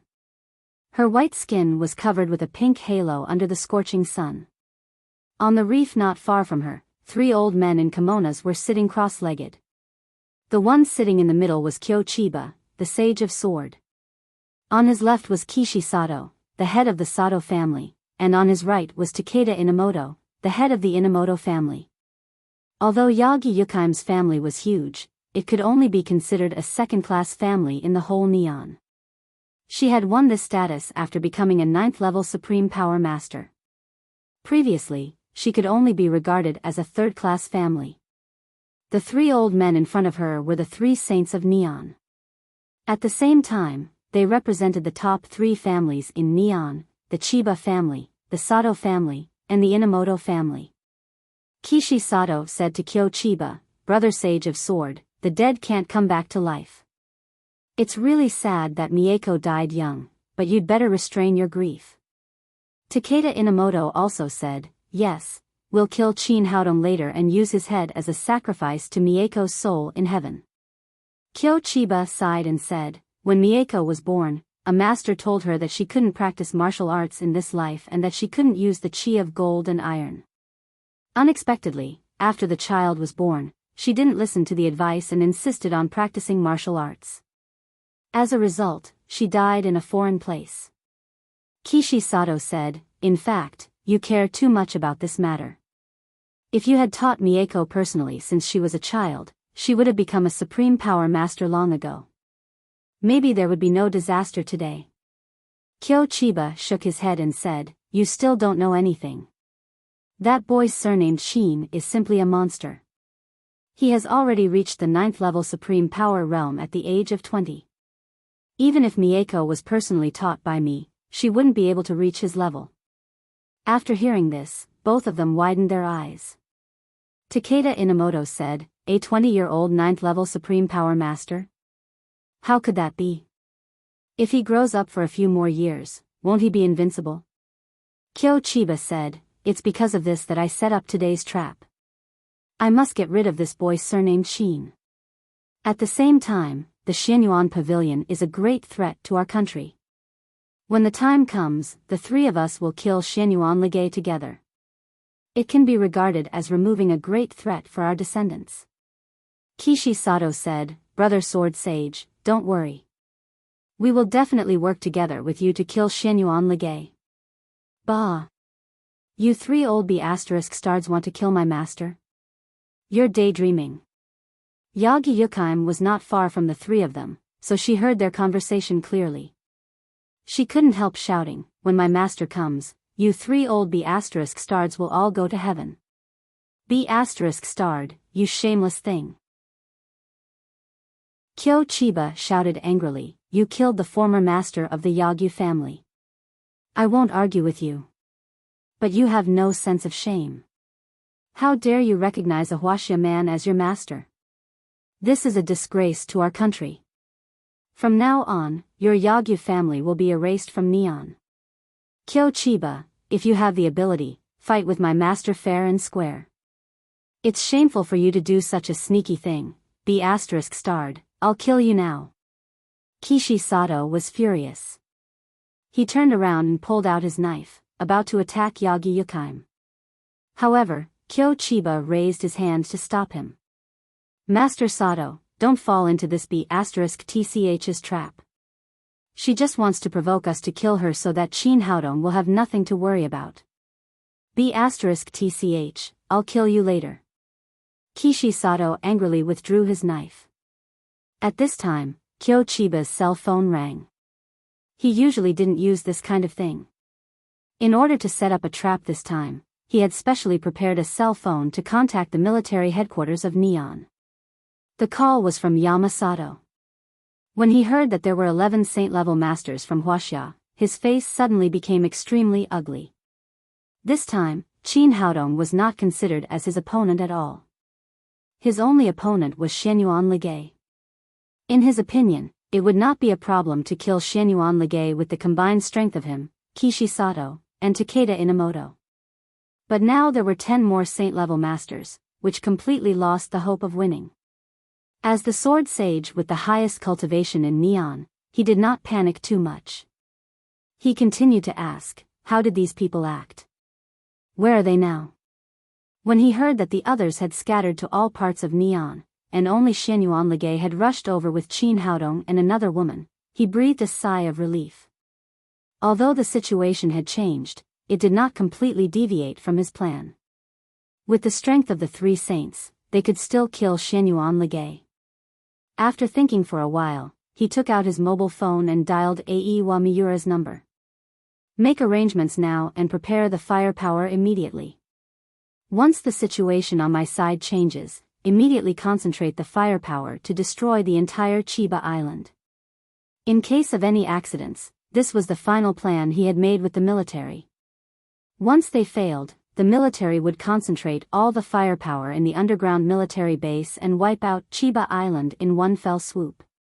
Aiwa Miura was one of Kyo Chiba's most loyal subordinates and also the representative of the Chiba family in the military. After hearing Kyo Chiba's order, he was silent for a moment and said in a low voice, Your Excellency, do we really have to do that? Kyo Chiba said, the strength of the enemy is far beyond our imagination. We have to be fully prepared. This time, we must kill Shenyuan Ligay and Shin Haodong completely and get rid of the big trouble for our empire. Chapter 761. Aiwa Miura said anxiously, but, Sword Sage, according to the intensity of the firepower we've arranged, the entire Chiba Island will be destroyed once it's activated. Even a saint-level expert can't survive. You, Kishi Sato, and Takeda Inamoto won't be spared. Why don't we think of another way? Kyo Chiba said resolutely, Aiwa Miura, don't talk nonsense. Don't I know the firepower network I've set up? Our goal is to kill the saint from Huaxia. For the interests of the empire, it's not a big deal for our family to make some sacrifices. Even if the 3 of us die, the foundation of the aristocratic family is still there. The new forces like you are still there, and there will be countless saint experts in the future. Although the 2 of them were on the phone, Aiwa Miura still gave a military salute and said loudly, I see, Sword Sage. Thank you and the other 2 masters for your sacrifice for the empire. Kyo Chiba sighed and said in a low voice, well, let's carry out the previous plan as soon as possible. Aiwa Miura said, Sword Sage, the launch button of the firepower network has been wirelessly connected to the switch in your hand. Now I'll send the attack map to the fire control center. 5 minutes later, as long as you press the switch, the entire Chiba Island will be covered by the dense firepower network. At that time, even a mosquito will not be able to survive.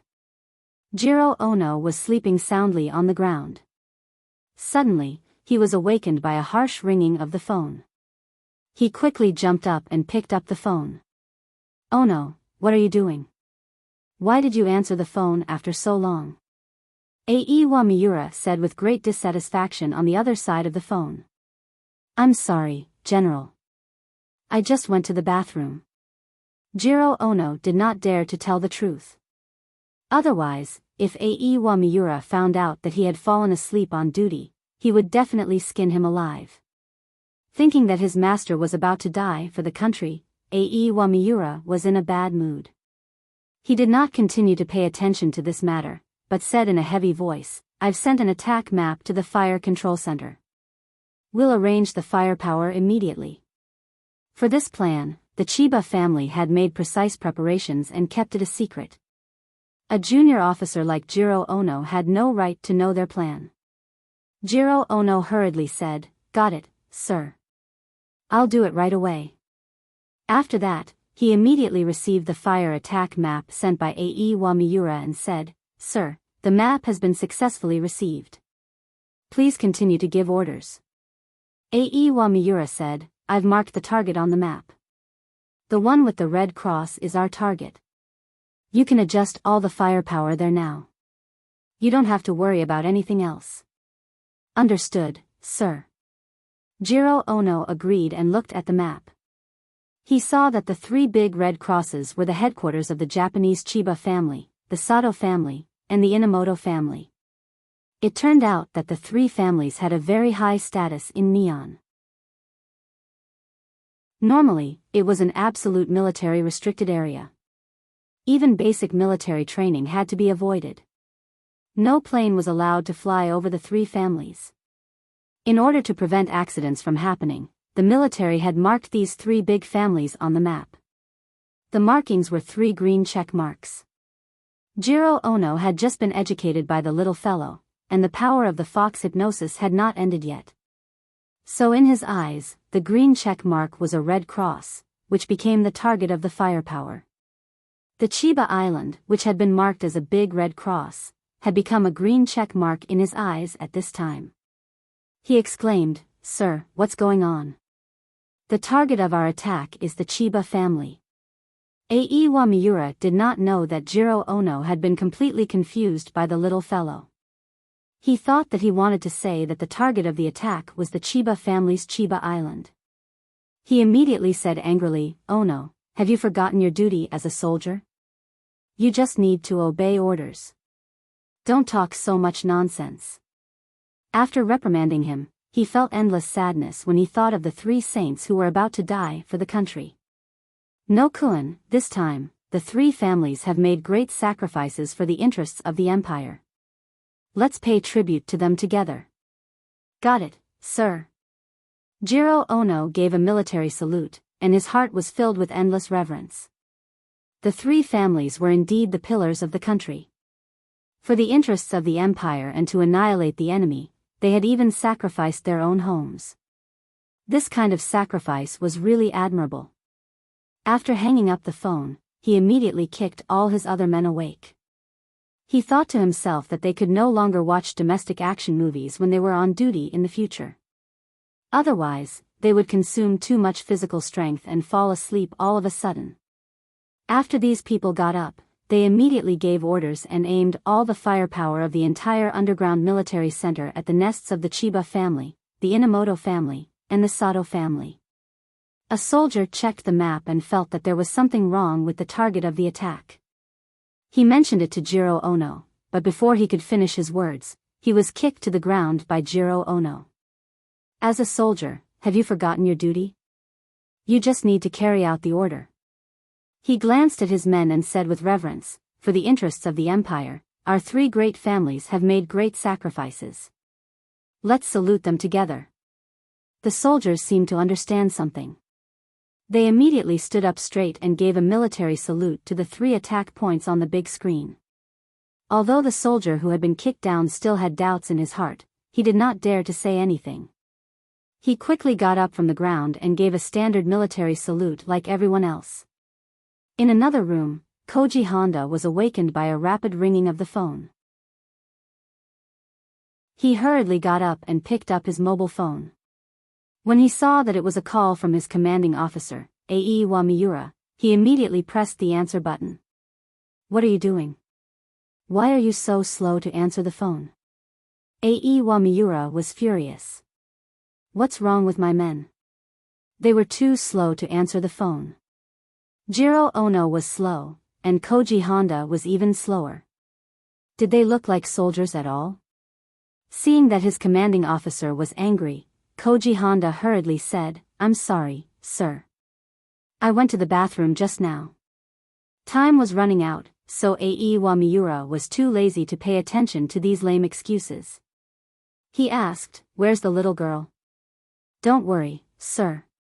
She's tied up here. Speaking of this, Koji Honda suddenly felt like a rooster whose neck had been grabbed. Looking at the rope thrown on the ground beside him, he could not continue to speak. Aiwa Miura did not feel that something was wrong. He continued, send the little girl to Chiba Island right now. Be fast. Koji Honda walked around the room and made sure that there was no sign of the little fellow. He swallowed hard and said with difficulty, Sir, that little girl ran away. Bastard, you bastard. What are you doing? You can't even keep an eye on a child. What else can you do? Hearing that the little fellow had run away, Aiwa Miura immediately flew into a rage. Tell me, how did she run away? Koji Honda's mind went blank. He stammered, I don't know, bastard, if you delay the Empire's important affairs, I'll cut off your head. After cursing, Aiwa Miura hung up the phone and hurriedly called Kyo Chiba. Master Sword Sage, I'm sorry. The little girl ran away just now. Ran away? Isn't she a child of 3 or 4 years old? How could she run out of the underground base? Aiwa Miura said, my men are incompetent and failed to fulfill their responsibilities. Please punish me, Master Sword Sage. Forget it. Anyway, Qin Haodong and Shenyuan Ligay have already come to Neon. It's not necessary for her to exist. Aiwa Miura said, do you want me to send someone to catch her? Kyo Chiba said, there's no need to make a big fuss. She's just a child. If we make too much noise, we may alarm Qin Haodong. It's not worth it. I guess it won't be long before they arrive. Is the firepower ready? Aiwa Miura said, don't worry, Master Sword Sage. Everything is ready. Now the firepower of the entire underground military base is under your control. As long as you press the control switch, thousands of cannons will be fired at once and the entire Chiba Island will be blown up. Kyo Chiba said, that's enough. I have a hunch that they will be here soon. The little fellow was very happy eating in the sushi restaurant and soon finished a serving of sushi. She casually took out a few high-denomination coins from the bag next to her, asked the waiter next to her for another serving, and then began to eat happily. Outside the sushi restaurant, there were 7 or 8 gangsters dressed like rascals staring at the little fellow in the restaurant through the spacious and bright glass window. A gangster with a hippie hairstyle said to a leader with a nose ring next to him, Boss, this little girl has a lot of money in her hands. It's obvious that she comes from a rich family. If we catch her, we can definitely make a lot of money. Another yellow-haired gangster followed and said, Yes, boss, and it's very easy to do. I've been observing for a long time. This little girl ran out by herself. There are no adults around her at all. It's easy for us to catch her. The leader of the gangsters thought for a moment and said, You're right. This is a big deal. It seems that we're lucky today. But this is the downtown area, and there are too many people. We might attract the police, so we have to use our wits instead of violence. The hippie said, Boss is right. We have to use our wits. But I just saw that this little girl seems to be from Huaxia. She doesn't understand our language, so it's very difficult to deceive her. The yellow-haired gangster said, It doesn't matter. I've stayed in Huaxia for a few years and know Huaxia language. At least there's no problem communicating with her. The leader of the gangsters said, Well, I'll leave this task to you. Later, you'll trick the little girl here. As long as you succeed, you'll be rewarded heavily. The yellow-haired gangster said, Don't worry, boss. I'm best at deceiving children. After the little fellow was full, she walked out of the sushi restaurant with the money bag in her hand. Not long after she walked out, the yellow-haired gangster ran up to her. First, He gave her a lollipop and then said, "Little sister, I'll take you to a fun place, okay?" "Okay." I was worried that I couldn't find a fun place. The little fellow agreed without hesitation. Since it was so easy to succeed, the yellow-haired gangster was ecstatic. He picked up the little fellow and walked to a remote park. The leader of the gangsters followed them closely. When they came to a corner of the park, the yellow-haired gangster looked around and saw that there was no one around. He put the little fellow on a bench, and the leader of the gangsters also surrounded them. Seeing so many people, the little fellow was not afraid at all. While eating the lollipop, she said to the yellow-haired gangster, "Where's the fun thing?" Chapter 762. The gangster leader came over arrogantly and shouted to the little fellow, "Little girl, we're robbing you, you know? Hand over the money in your hand and ask your family to send us $10 million. After that, he looked at the cute little fellow and remembered that she was a huaxia little girl who didn't understand Japanese at all. He said to the yellow-haired boy next to him, "Hurry up and translate it for me." The yellow-haired boy quickly translated it and said to the little fellow, "Did you hear that? Our boss is robbing you. Hurry up and hand over the money." Robbing? It's fun. Hearing that these people were going to rob her, the little fellow did not feel afraid. On the contrary, she jumped up happily, then put her hands on her hips and said to the gangster leader in an aggressive manner, "Hurry up and hand over all your money."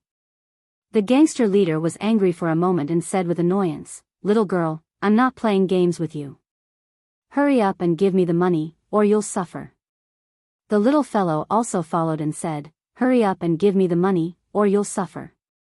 The gangster leader was completely angry. He waved his hand behind him and said, "Go and get the money first." The little fellow also cried, "Go and get the money. Little girl, you're really naughty. It seems that I have to teach you a lesson." As soon as the leader of the gangsters said that, he saw a group of underlings pouncing on him. The punk rushed to the front and kicked him to the ground. Then, everyone punched and kicked him, beating him like a sandbag. "You're King crazy. I'm your boss. How dare you hit me? Don't you want to live?" The leader of the gangsters was shouting, but he was kicked hard in the mouth by a big foot. Several of his teeth were kicked out. This time, he didn't dare to shout anymore. He held his head with both hands and lay on the ground to be beaten. The little fellow jumped up happily and shouted happily while eating a lollipop, "Teach him a lesson. Hit him hard." Hearing her order, these gangsters beat him harder. The gangster leader kept rolling on the ground, wailing, and his head had been beaten into a pig's head. 2 minutes later, the fight was almost over. The yellow-haired gangster searched the gangster leader's wallet and bank cards, and then respectfully handed them to Tang Tang. "Big sister, this is your money." "Not bad, I'll buy you some candy later," Tang Tang said like a big sister on TV. However, she felt that this was not very fun, so she removed the fox hypnosis from the gangsters. The punk came to his senses and saw a pig head suddenly appear next to him.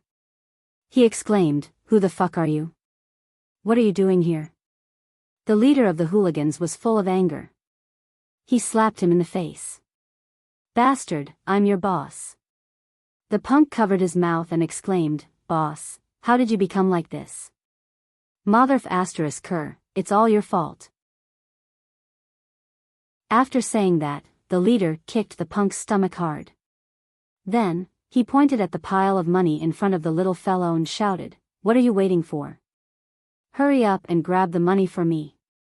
The other gangsters came to their senses and rushed up to snatch the money in front of the little fellow. But after running a few steps, these people turned around and ran away again.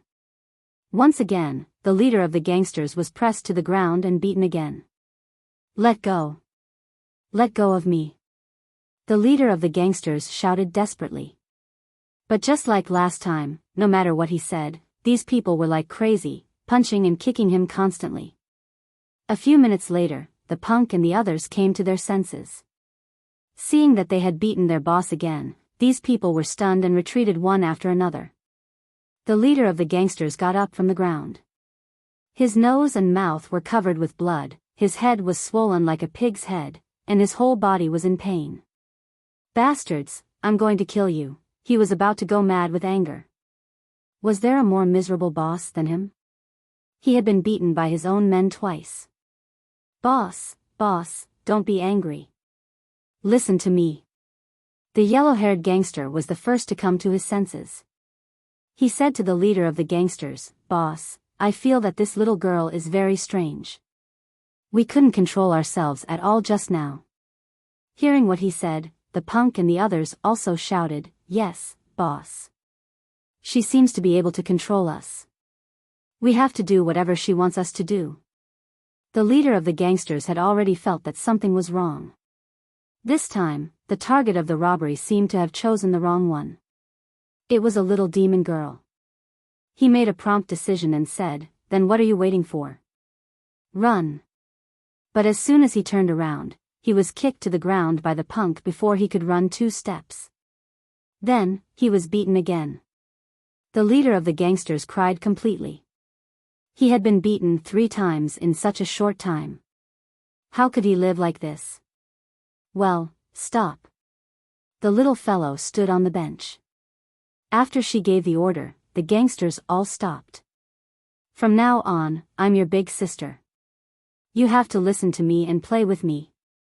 Looking at the pink and tender little girl in front of them, the eyes of the gangsters were full of fear. Demon girl, she was a demon girl. They thought so, but they didn't dare to show anything on the surface. After all, the example of the leader of the gangsters was right there. No one wanted to be beaten for no reason. "Yes, big sister, we'll listen to you." Although it was extremely difficult to say this, the leader of the gangsters still shouted in unison. But there were also some who didn't believe it.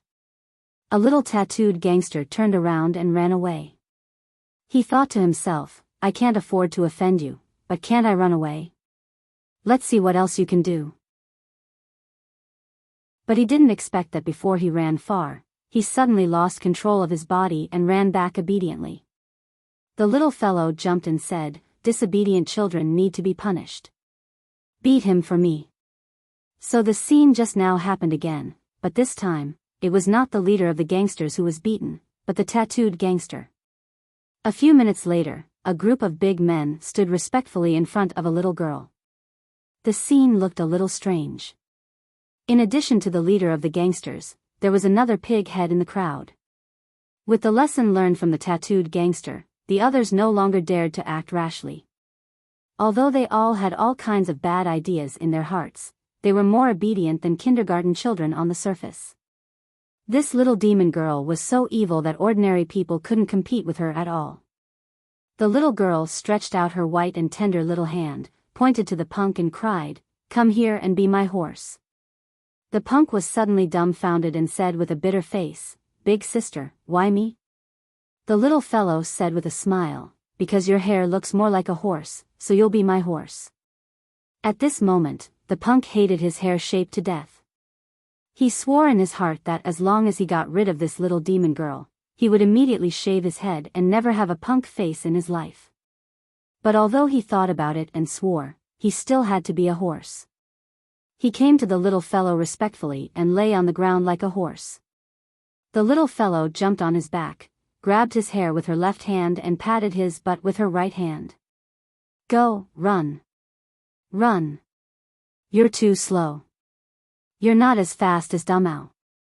The poor punk was already panting and sweating after running a few laps. His palms and knees had been rubbed by the stones. He fell to the ground with a plop and couldn't get up again.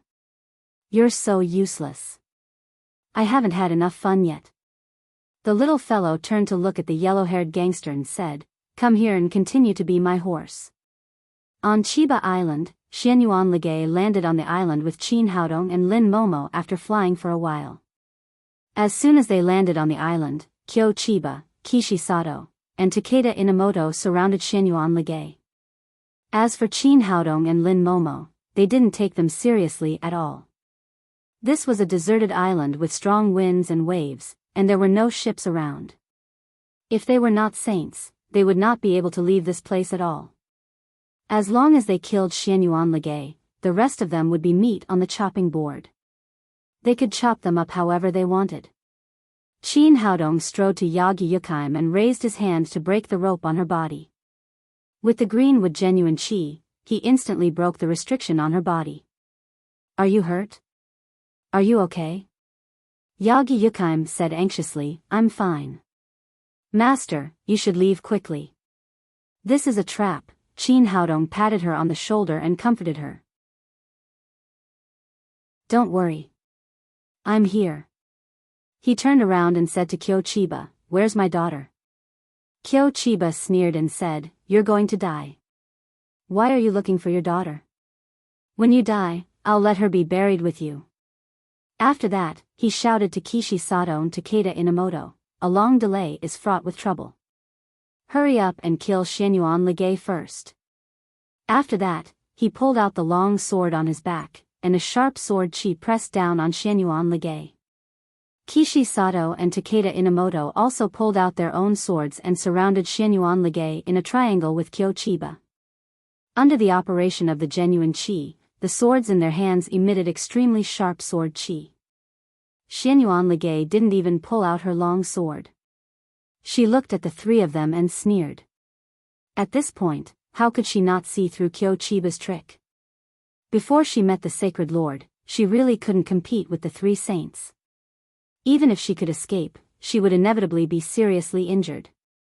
But now she had met the Sacred Lord. With the help of Qin Haodong's elixir, she had reached the middle stage of the Saint Realm. The three saints in front of her could not compete with her. She put her hands behind her back and said domineeringly, do the three of you really think you can hurt me? Xianyuan Ligay, don't pretend. Go to hell. After Kyo Chiba finished speaking, the long sword in his hand turned into a thunderbolt and directly slashed at Xianyuan Ligay's face. Kishi Sato and Takeda Inamoto had worked with Kyo Chiba for many years, so they had a tacit understanding with each other. The moment Kyo Chiba attacked, the swords in their hands also moved. The sword light and Kyo Chiba's sword chi merged into one, covering the whole world, leaving no gap. If Xianyuan Ligay was still at the early stage of the Saint Realm, she would have been seriously injured by this blow. Xianyuan Ligay smiled slightly and suddenly waved her sleeves outward. There was a huge gap between the early stage of the Saint Realm and the middle stage of the Saint Realm. With such a gentle movement, the three experts of Neon were sent flying backward like kites with broken strings. They began to vomit blood in the air. She had shown mercy. If it hadn't been for the sake of finding the whereabouts of the little fellow, the three of them would have killed the three old Neon masters. Kyo Chiba fell to the ground with a thud. After spitting out a few more mouthfuls of blood, he cried out in horror, the middle stage of the Saint Realm. You actually broke through to the middle stage of the Saint Realm? Xianyuan Ligay smiled slightly and said, how is it? You didn't expect it, did you? Hurry up and hand me over, and I can spare your life. Kyo Chiba said with a sad face, I didn't expect it. I really didn't expect it. I've worked hard all my life, but I haven't been able to reach the middle stage of the Saint Realm. You actually broke through at such a young age. Why? Why is God so unfair to me? Adding more chapters for Fat Cat Rolling. Chapter 763. Xianyuan Ligay sighed with emotion in her heart. It was too difficult to break through from the early stage of the Saint Realm to the middle stage. If she hadn't met the Sacred Master, she wouldn't have had her current cultivation. It could be said that everything in the Tsihang Sword House was thanks to the Sacred Master. Qin Haodong didn't care about this. The most urgent thing now was to find his daughter. He walked up to Kyo Chiba and said coldly, Old man, where is my daughter? Hand her over. Well, I'll tell you now. Kyo Chiba suddenly rose into the air and stretched out two big hands like ghost claws to grab Qin Haodong's neck. He was indeed injured just now, but he was a strong man who had failed to break through to the middle stage of the Saint Realm. In terms of cultivation, he was much stronger than Kishi Sato and Takeda Inamoto, so his injury was not as serious as it seemed. The reason why he had pretended to be pitiful just now was to distract Xianyuan Ligay. Although he was injured, Qin Haodong was only a 9th-level Supreme Power Master. After all, he couldn't compete with a saint. As long as he deceived Xianyuan Ligay, he could succeed. He had already seen the importance of this young man to Xianyuan Ligay. As long as he took Qin Haodong hostage, there was still a chance to turn things around. It had to be said that he was indeed very scheming. Xianyuan Ligay had also been deceived. When she came to her senses and wanted to rescue him, it was too late. Seeing that Qin Haodong was about to fall into his hands, Qiu Qiba sneered. Although he had made the final arrangement, no one wanted to pay the price with their lives unless they had to. But at this moment, a huge foot appeared in front of him. Then his face seemed to have been hit by a train, and his whole body flew backward in the air. After being kicked away, Qiu Qiba fell to the ground and spat out mouthfuls of blood. This time, he was not pretending. Qin Haodong's kick was really so heavy that his internal organs were almost displaced. You.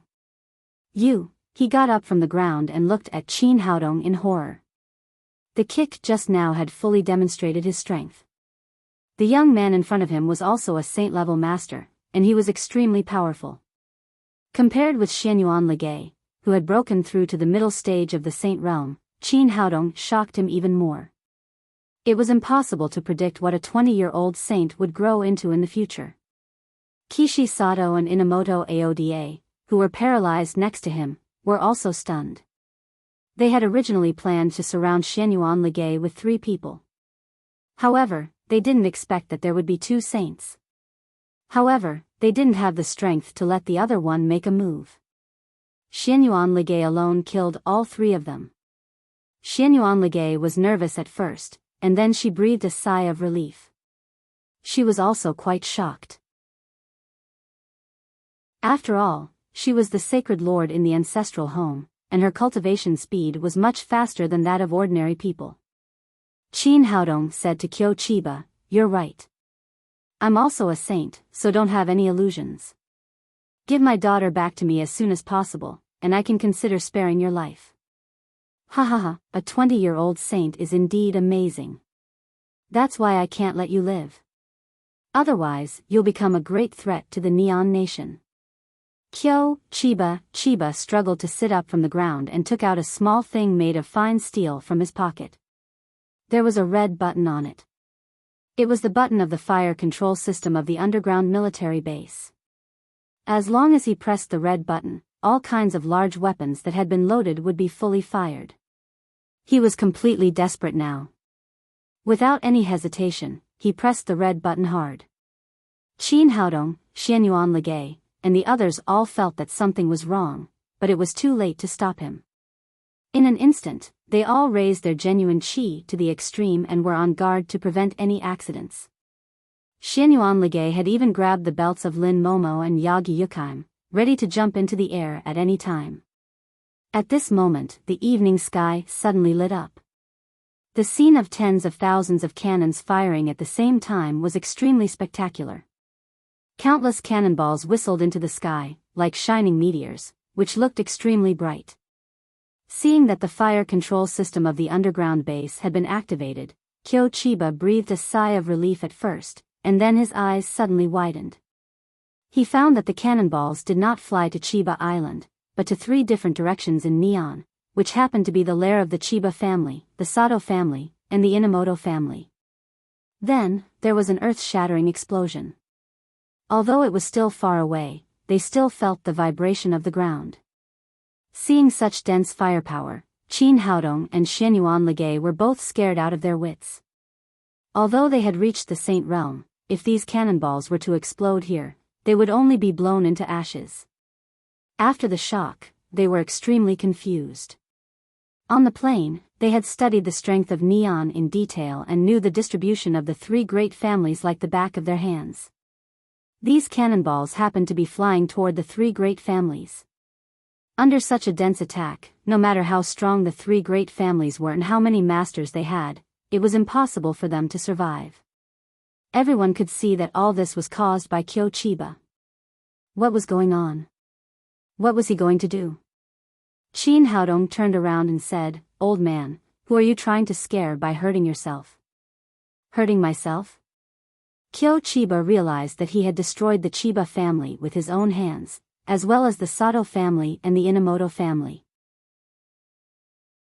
Before he made this plan to die together with them, he was still very calm, because even if the three of them died, the strength of the three great families was still there, and Neon could still rise in the future. But now everything had changed. For some reason, the damn underground base had destroyed the three families. What hope did they have in the future? Thinking of this, he opened his mouth and spat out a mouthful of blood again. He fell to the ground with a plop and fainted. Kishi Sato and Inamoto Aota's lifelong efforts, relatives, and descendants were all in their family base. Now seeing their family being destroyed, their eyes suddenly turned red. They jumped up like crazy and rushed to Kyo Chiba, who had fainted. "Bastard, is this your perfect plan? How dare you destroy my family? I'll fight you to the death." The two of them punched and kicked Kyo Chiba. Fortunately, they were seriously injured and could not raise their cultivation. Otherwise, they could have smashed Kyo Chiba with one palm. Kyo Chiba woke up from his coma. At this time, he had lost his mind and immediately fought with the two of them to vent his anger. "That's enough." Qin Haodong kicked the three of them away and said coldly, "I don't have time to waste with you. Hand over my daughter as soon as possible." Kishi Sato got up from the ground and looked at Qin Haodong with a crazy expression. He shouted, "My family is gone. What hope do I have to live on? Kill me, kill me. Then go to hell." Qin Haodong raised his hand and waved. The Xian Yuan sword directly cut off Kishi Sato's neck, and blood spurted out. The three of them were all saint-level masters with strong spiritual power, so he did not dare to use mind manipulating at will. He could only interrogate them in this way. Perhaps the death of their companion stimulated the nerves of the other two people. Kyo Chiba and Takeda Inamoto immediately calmed down a lot. Qin Haodong put the Xian Yuan sword on Kyo Chiba's neck and said, "Tell me, where is my daughter?" In the park, the little fellow was having a good time. She rode on a group of gangsters one by one. In the end, these people couldn't crawl anymore. She returned to the bench, pointed at the leader of the gangsters and said, "Dance for me." The leader of the gangsters said with a painful expression, "Big sister, I really don't know how to dance. Please spare me." He was so regretful now. If he had known this would happen, he would not have kidnapped this little witch. Wasn't he courting death? The little fellow waved her hand and said, "You don't know how to dance, do you? Beat him." Hearing that he was going to be beaten again, the leader of the gangsters was completely scared. If he continued to be beaten like this, he would definitely be beaten to death. He hurriedly shouted, "I can dance. I can dance. Big sister, what kind of dance do you want to see?" The little fellow said, "Just dance a duckling for me." The leader of the gangsters didn't know how to dance. He would just twist a few times in the bar and dance hall. At this time, when he heard the little fellow order a duckling, he immediately said with a bitter face, "Big sister, why don't you call the police? Don't torture me. We'll admit to kidnapping and let the police take us away, okay?" The little fellow said, "No, you haven't danced for me yet. Even if you call the police, you have to wait until I've seen enough of your dance." The leader of the gangsters had a helpless look on his face. He had no choice but to jump up. He didn't know how to dance a duck, so he could only learn to walk like a duck and make a duck's cry. Seeing this scene, the little fellow giggled and barely managed to get away with it. The leader of the gangsters breathed a sigh of relief. There was really no one else who could be as good as him. At this time, he hated the adults in the child's family. Why didn't they keep an eye on such a little witch and let her run out to hurt people? Yan Feifei, Feng Wu, and other saint-level experts began to search the entire Neon. Fortunately, the area was not too large. The 10 saints divided into different areas and soon searched most of the area. Hu Shaoxian was in charge of the northern Sichuan line. She was flying in the sky when she suddenly felt the breath of the little fellow. She immediately flew in the direction of the park. When she landed in the park, the little fellow was sitting on a bench, eating a lollipop and watching the leader of the gangsters dance. She giggled from time to time and did not look like she had been kidnapped at all. Hu Shaoxian breathed a sigh of relief. She finally found the girl. She walked over and said, "Tang Tang, what are you doing?" When the little fellow saw Hu Shaoxian, she cried out excitedly, "Auntie Shaoxian, look, this person's dance is so ugly." Seeing that the little witch's family had finally arrived, the leader of the gangsters was so excited that he burst into tears. He threw himself in front of Hu Shaoxian, hugged her feet and cried, "Miss, I'm sorry. I shouldn't have kidnapped your daughter. Please call the police. I can't stand it anymore." Hu Shaoxian was shocked and kicked the guy away. Then she said to the little fellow, "Tang Tang, what did you do to him?" The little fellow said innocently, "Nothing. They said they would take me here to have fun, so I played games with them." When Hu Shaoxian was about to say something, the sky was suddenly filled with countless cannonballs. The flashes illuminated the night sky, followed by a violent explosion. The ground under their feet began to tremble violently. Looking at the shining night sky, the little fellow cried out excitedly, "Auntie Shaoxian, who set off these fireworks? They are so beautiful." As a member of the Xianyuan Pavilion, Hu Shaoxian naturally knew what was going on. This was not fireworks at all, but a large area of firepower. Was there a war in Neon? Thinking of this, she did not dare to stay any longer. If this place was also covered by firepower, it would be too dangerous. She quickly picked up the little fellow and rose into the air. Then she shot a signal flare into the night sky. This was what they had agreed before. No matter who found Tang Tang, they had to send a signal to the sky so that everyone could gather quickly. Chapter 764. Seeing that Hu Shaoxian had taken the little fellow away, the leader of the gangsters and his men knelt on the ground with a plop and kept kowtowing to the sky. In their eyes, she was a living bodhisattva who had come to save them. She had taken away the little monster who had tortured people to death. On Chiba Island, Qin Haodong was thinking about how to ask the two old men about Tang Tang's whereabouts when he suddenly saw a signal rising in the distance. Since his people had found the little fellow, there was no need to talk nonsense with these two old men. With a slight shake of his wrist, the Xianyuan sword instantly pierced the throats of Kyo Chiba and Takeda Inamoto. Although it was better to have more masters to fight against the alien demons, it was better not to have such an ally who could stab him in the back at any time. After killing the three people, he gently waved his sleeve and an invisible force carried the bodies of Kyo Chiba, Takeda Inamoto, and Kishi Sato into the sea.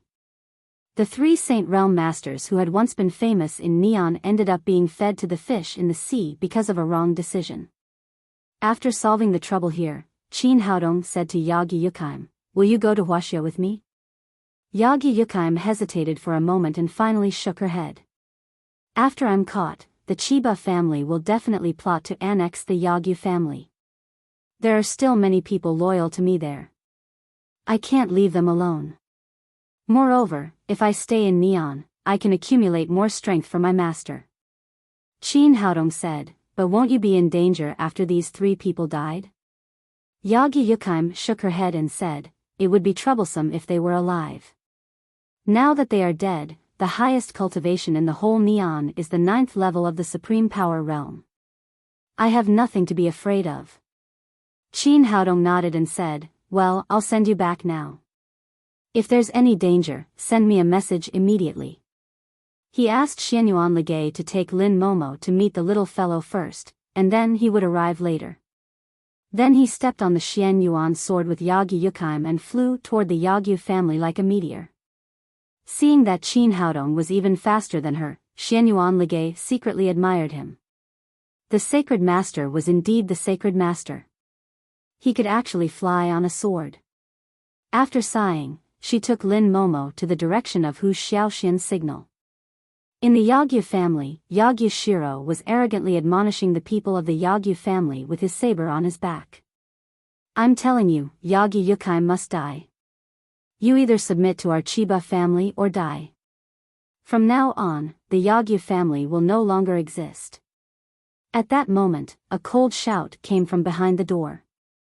Who dares to boast shamelessly about destroying the Yagyu family? As soon as she finished speaking, Qin Haodong and Yagyu Yukaim walked in from outside. After seeing Yagyu Yukaim, the depressed Yagyu family members immediately became excited. Since the family master had returned, it meant that there was still hope for the Yagyu family. After Qin Haodong entered the door, he immediately felt the aura of the little fellow from Shiro Chiba. Although it was very weak, it still could not escape the perception of his spirit. Did you steal my daughter? Seeing Yagyu Yukaim enter the door, Shiro Chiba was shocked, but he was not too panicked.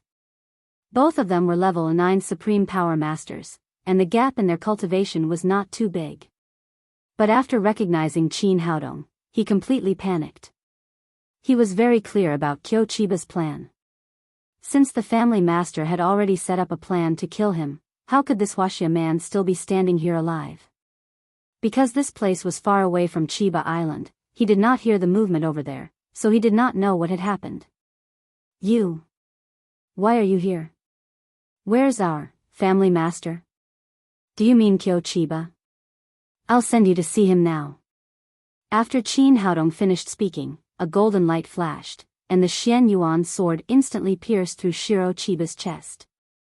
He would never let anyone who dared to touch his daughter live in this world. At the same time, Yagyu Yukaim also led her people to eliminate all the remaining forces of the Chiba family. After solving the problem of the Yagyu family, Qin Haodong stepped into the air again. When he arrived at Hu Xiaoxian's side, the others had already arrived. Everyone returned to Huaxia together. In the Neon military headquarters, Aiwa Miura stood there in a daze after seeing the dense artillery fire instantly destroy the Chiba family, the Sato family, and the Inamoto family. What the hell is going on? What did I do? He didn't dare to think about the serious consequences of destroying the three great families in an instant. No, it's an enemy attack. He suddenly realized that all this must have happened because the underground base had been invaded. Thinking of this, he immediately deployed troops and sent people to surround the entire underground base. But when he arrived here, everything was calm and there was no sign of being occupied by the enemy. What the hell is going on? Aiwa Miura rushed into the fire control center with his men. Jiro Ono was watching the scene of the fierce attack on the big screen, and he was very excited. Such a large-scale attack had not happened for a long time. Moreover, this time, he performed very well and completed the task assigned by his superiors in an instant. He believed that he would definitely be rewarded by the military headquarters. Just as he was jumping with joy, he saw Aiwa Miura rushing in with his men. Hello, sir. In his excitement, Jiro Ono did not notice that Aiwa Miura was in a bad mood. He took his men and gave him a standard military salute. Aiwa Miura glared at Jiro Ono and shouted sternly, "What the hell is going on? You give me an explanation." Explanation? What explanation? Jiro Ono said with a confused face, "Sir, what happened?" Aiwa Miura felt that his lungs were about to explode. How dare he ask him after causing such a big trouble? He shouted angrily, "Let me ask you, why did you fire at the Chiba family, the Sato family, and the Inamoto family?" Jiro Ono said innocently, "Didn't I arrange it according to your instructions?" Aiwa Miura slapped him in the face and shouted angrily, "You bastard, when did I ask you to attack the Miura family, the Sato family, and the Inamoto family? Don't you know that the three families are the backbone of the empire?" The slap was so heavy that a bright red handprint appeared on Jiro Ono's face. He stood there and did not dare to move, but he said with great grievance, "Sir, I did it according to your orders." Aiwa Miura was so angry that he said angrily, "You bastard, when did I ask you to bomb the three families?" Jiro Ono said, "That's what you marked on the map." I asked you why you wanted to bomb the Chiba family at that time. You said that the three families had to sacrifice for the empire. I thought it was part of your plan, so I arranged the firepower. Bastard, I'm talking about the sacrifice of the Chiba family.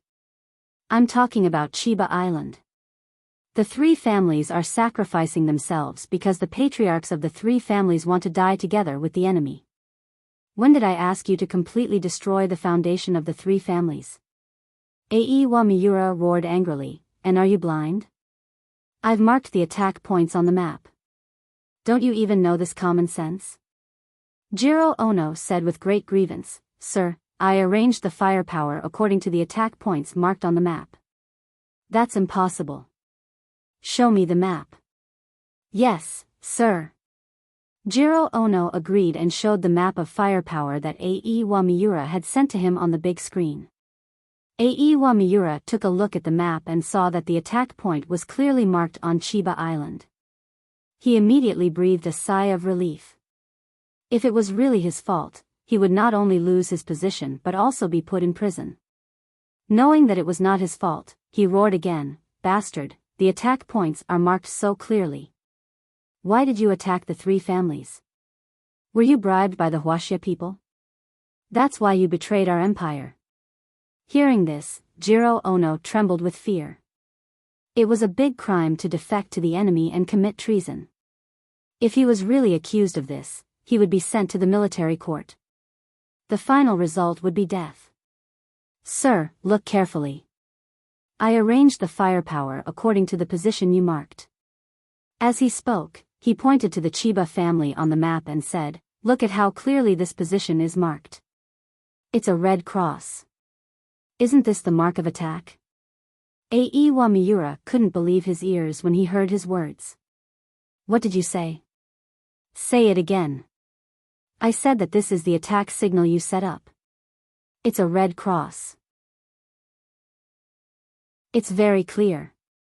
Nonsense. Aiwa Miura slapped Jiro Ono in the face again. Are you F***king crazy? This is obviously a green check mark, which is a sign that any military action is prohibited.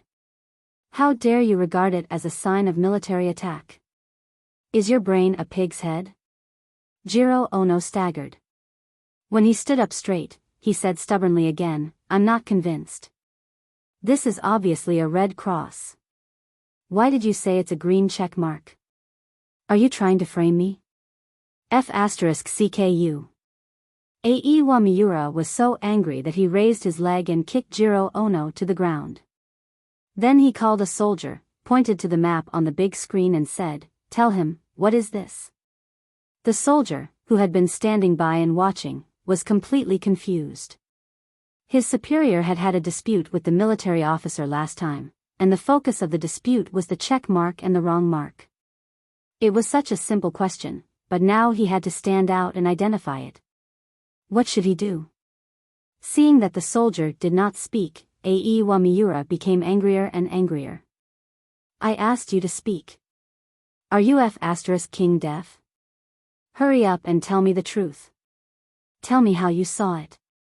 The soldier hesitated for a moment, and finally decided to tell the truth. He pointed to the mark on the wall and said, Sir, this is a red cross.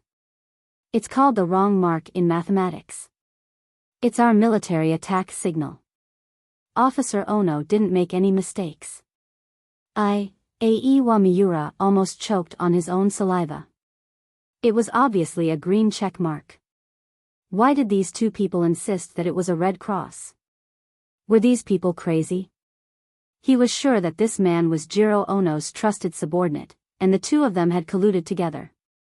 He kicked the soldier away again, grabbed another one from the side, and asked, What do you think this is? Sir, this is a red cross. Aiwa Miura's heart collapsed. Why did three people say the same thing in a row? He raised his finger to the red cross marked on the Chiba Island and asked, What is this? Sir, this is a green check mark. F***CKU. Damn it. Aiwa Miura kicked the soldier away, and then he asked all the soldiers in the control center one after another. Everyone insisted that the mark on the map was a red cross. Aiwa Miura stood in front of the big screen and was completely dumbfounded. At this moment, he felt that his worldview had collapsed. Could it be that he had made a mistake? Was the mark marked by the three great families really an attack signal? Soon, the senior officials of Neon thoroughly investigated the attack, and the final result was a little shocking. Aiwa Miura and Jiro Ono were not sent to the military court. Instead, they were sent to a mental hospital in a very strange way. It was said that it was because they couldn't figure out whether it was a check mark or a wrong mark. Chapter 765. After Qin Haodong and the others returned to Huaxia, Xianyuan Ligay directly took the four elders back to the Xianyuan pavilion, and the people of the Tang sect returned to the Tang sect. Knowing that the lost children of the Tang sect had finally been found, the seven great families in the capital secretly breathed a sigh of relief. Through this incident, they once again recognized the powerful strength of the Tang sect. It was not an exaggeration to say that there were many masters. If the Tang sect really got angry, none of them would be able to bear it. In the hall of the Tang sect, Chu Xianyue was sitting in the middle of the living room with her granddaughter in her arms, surrounded by others. Lin Momo said, "Tang Tang, tell me quickly. Did they bully you? Did you suffer?" "No. No, Mama, I had a good time." Speaking of this, the little fellow looked unsatisfied, as if she felt that the kidnapping trip had ended too quickly. Lin Momo scolded her, "Don't talk nonsense. How can you be happy when you are kidnapped?" "It's true, Mama." The little fellow began to talk about her experience vividly, starting from when she opened her eyes in Neon. When she talked about the way she gave lessons to the people in the fire control center, she giggled. "Papa, don't you think it's fun for those people to put a cross on the right questions and a check mark on the wrong ones when judging their children's homework?" Qin Haodong scolded her, "Tang Tang, you're too naughty." Gu Shaoxian raised her hand to stop Qin Haodong and shouted, "Wait a minute, I seem to understand what's going on." Qin Haodong said, "What do you mean? Look at you acting all jumpy." "I understand why the Neon people hurt themselves." Along the way, they had been discussing one thing, which was why Kyo Chiba wanted to bomb his family's residence. After discussing for a long time, no one figured out what was going on. Now hearing Hu Xiaoxian's words, Qin Haodong asked, "Have you found the reason?" Hu Xiaoxian said, "When I was on a mission in the Xianyuan pavilion, I once studied the fire control map of Neon. They generally marked the target with a red cross and marked the target with a green tick mark for the target that must not be touched." Speaking of this, Qin Haodong seemed to understand. "You mean that the little fellow used fox hypnosis to change these people's understanding of symbols, so that they regarded the red cross as a forbidden target and the location of the green tick as the target of attack?" Hu Xiaoxian said, "That must be the case. Otherwise, there's no way to explain the attack of the freaks." The Chiba family, the Sato family, and the Inamoto family had a high status in Neon, so they must have marked signs that forbade attacks. After the little fellow taught these signs, the soldiers at the fire control base regarded them as signs of attack and concentrated their firepower there. As for the Chiba island that Kyo Chiba was going to attack, it became a forbidden place, so he avoided the disaster. Lin Momo said with a look of horror, "Do you mean that Kyo Chiba originally wanted to make Chiba Island the target of attack, but because of Tang Tang's nonsense, we escaped the disaster?" Qin Haodong said, "That's right. Kyo Chiba was ready to die with us. Once he couldn't control us, he would ask the military to blow up the entire Chiba Island. At that time, even a master of the Saint Realm would not be able to escape. It's a pity that his last blow was destroyed by Tang Tang." Hearing them talking and mentioning her name, the little fellow was a little nervous. "Papa, did I do something wrong? Are you going to punish me?" Qin Haodong quickly picked up the little fellow and kissed her hard on the cheek. "This time, Tang Tang has made a great contribution. Everyone should thank Tang Tang." After hearing the explanation they had speculated, the others were secretly shocked. This time, it was really thanks to the little fellow's help. Otherwise, the consequences would have been unimaginable. The next day, everything was calm. Qin Haodong and Su Hui went to the Donghui Clinic of Traditional Chinese Medicine together. Not long after the clinic opened, they heard a commotion outside. They came to the door and saw a red BMW Z4 parked in front of the door. In front of the car, there were yellow roses as the edge and red roses as the core, forming a huge heart shape. In front of the flowers and the car stood a young man in a suit and leather shoes. He held the car with one hand and made a pose with the other, which he thought was very handsome. After Su Hui came out, the man immediately said excitedly, "Hui Hui, I prepared these for you. What do you think? Do you like them?" Qin Haodong understood. It turned out that this guy had made such a big noise to steal his woman. Then a playful smile appeared at the corner of his mouth. This guy came to steal his woman, so he had to do something. When Su Hui saw the young man, a look of disgust flashed across her face. "Sun Bowie, I've already told you that I have a boyfriend. Please don't bother me anymore, okay?" Sun Bowie said, "Hui Hui, don't lie to me. I've noticed that you've always been alone for so long. When have you ever had a boyfriend?" Qin Haodong took 2 steps forward and said with a smile, "Dude, I'm here. Can't you see me?" Su Hui reached out and took Qin Haodong's arm. "Do you believe me this time? I do have a boyfriend. Please don't come here again." Sun Bowie was stunned. He didn't expect that Su Hui really had a boyfriend, but he still said, "Hui Hui, I'm absolutely sincere to you. As long as you're not married, I will always pursue you." Qin Haodong glanced at him and said with a smile, "How? Are you going to use these wilted roses?" "A wilted rose?" Hearing this, Sun Bowie was a little stunned. These roses were the freshest ones he had bought at a high price. How could they be wilted? But when he looked down, he was dumbfounded. He saw that the 999 roses in the shape of a heart were all wilted at this time.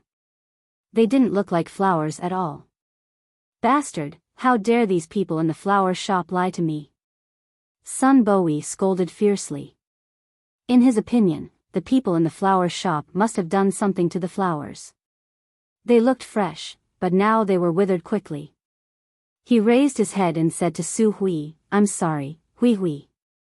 I was cheated by those people, but it doesn't matter. I bought this car for you. It's the BMW Z4 with the highest configuration. I think this car is really a good match for you." Speaking of this, his face was full of confidence again. This BMW Z4 had cost him 1,000,000 yuan. He believed that it would definitely win the heart of the beautiful woman. But at this time, Qin Haodong said, "Dude, is this a second-hand car bought from the old goods market? It doesn't look like a new car at all. The car is scratched and the tires are flat. Are you going to give this kind of car to Hui Hui? That's impossible. This is a new car I just bought from the 4S shop." Sun Bowie looked back and his eyes almost fell to the ground. He saw that the 4 wheels of the BMW Z4 he had just bought were completely out of gas. The whole car was lying on the ground, which looked extremely strange. There were scratches on the body of the car, which looked extremely miserable. It didn't look like a new car at all. "My car. Who the hell touched my car?" Although Sun Bowie was also rich, he was not a rich young master who spent money like water. Looking at the miserable BMW Z4 in front of him, he felt extremely distressed. At this time, many people had gathered around to watch the fun. When they saw Sun Bowie's car, they immediately began to whisper to each other. "Who is this? He looks well dressed. How could he use such a shabby second-hand car to chase after a woman? It's so shameful." "That's right. It's an old rose and a second-hand car. If I were a girl, I wouldn't agree. Dude, hurry up and go back. Remember to be generous when you chase after a woman in the future. Dr. Su is so beautiful. How could you like such a thing?" Facing the roars and sarcasm around him, Sun Bowie cried out in annoyance, my car is new. I don't know who did this to it. If I find out, I'll definitely kill him. Qin Haodong smiled and took Su Hui's hand back to the clinic.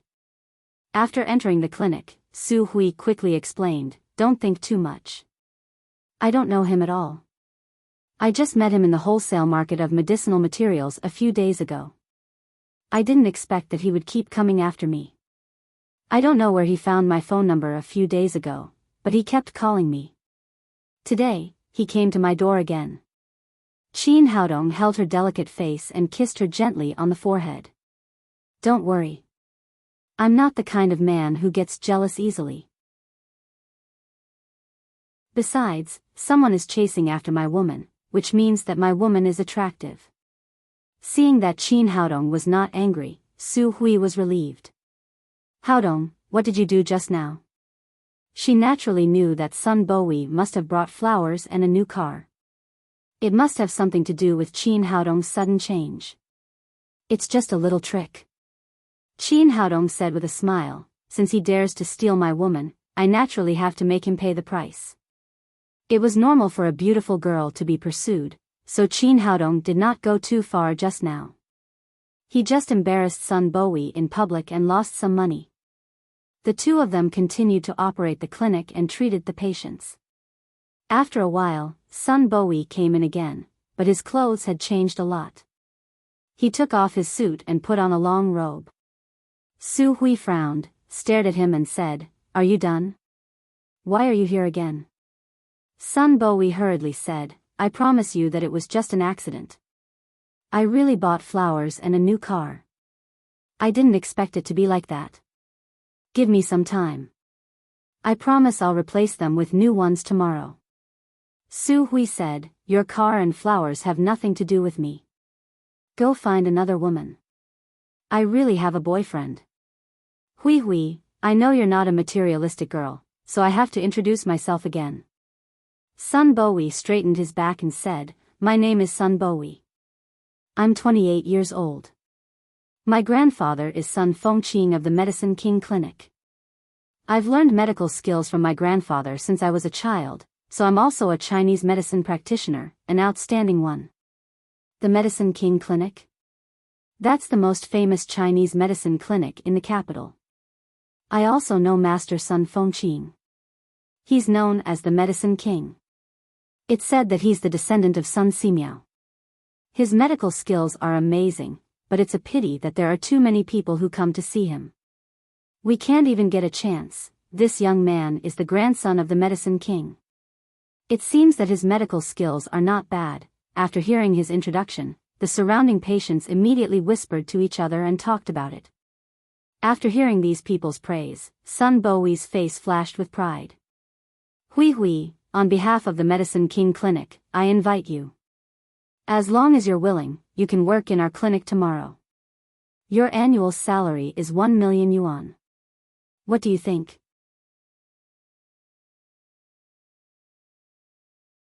Chapter 766. After hearing his words, the patients, who had just calmed down, began to get restless again. "Oh my God, an annual salary of 1 million yuan. Why can't I be so lucky? Don't even think about it. Do you have Miss Su's medical skills? What do you know? She values not only your medical skills, but also your appearance." Sun Bowie became more and more complacent. He really couldn't find a reason for Su Hui to refuse. Such a small clinic could only make 200,000 or 300,000 yuan a year. How could she refuse the temptation of an annual salary of 1 million yuan? "I'm sorry, I don't want to." Su Hui's words directly brought Sun Bowie back to reality. "Why? Do you think the salary is too low? If you think the annual salary of 1 million yuan is too low, I can give you more." Su Hui said, "It's not about money. I run my own clinic well. There's no need for me to work for others." Sun Bowie said, "Since you don't want to leave the clinic, it's easy. I can hang a sign of the branch of the Medicine King Clinic here. I can guarantee that the number of your customers will increase by more than 10 times and you will have endless money every day." Su Hui put down the pen in her hand, looked at him and said, I told you that it's not about money. I'll open my own clinic with my own ability and I don't want to rely on anyone's help. If there's nothing else, please go back. Don't affect my treatment of the patients. Hui Hui, listen to me. Seeing that he was pestering her, Su Hui couldn't help getting annoyed even though she was calm. She said, Sun Bowie, I'll tell you again. I have nothing to do with you, and you can't call me Hui Hui. Qin Haodong patted Su Hui on the shoulder and said, Hui Hui, don't be angry with such a person. It's unnecessary. Sun Bowie was about to explode with anger.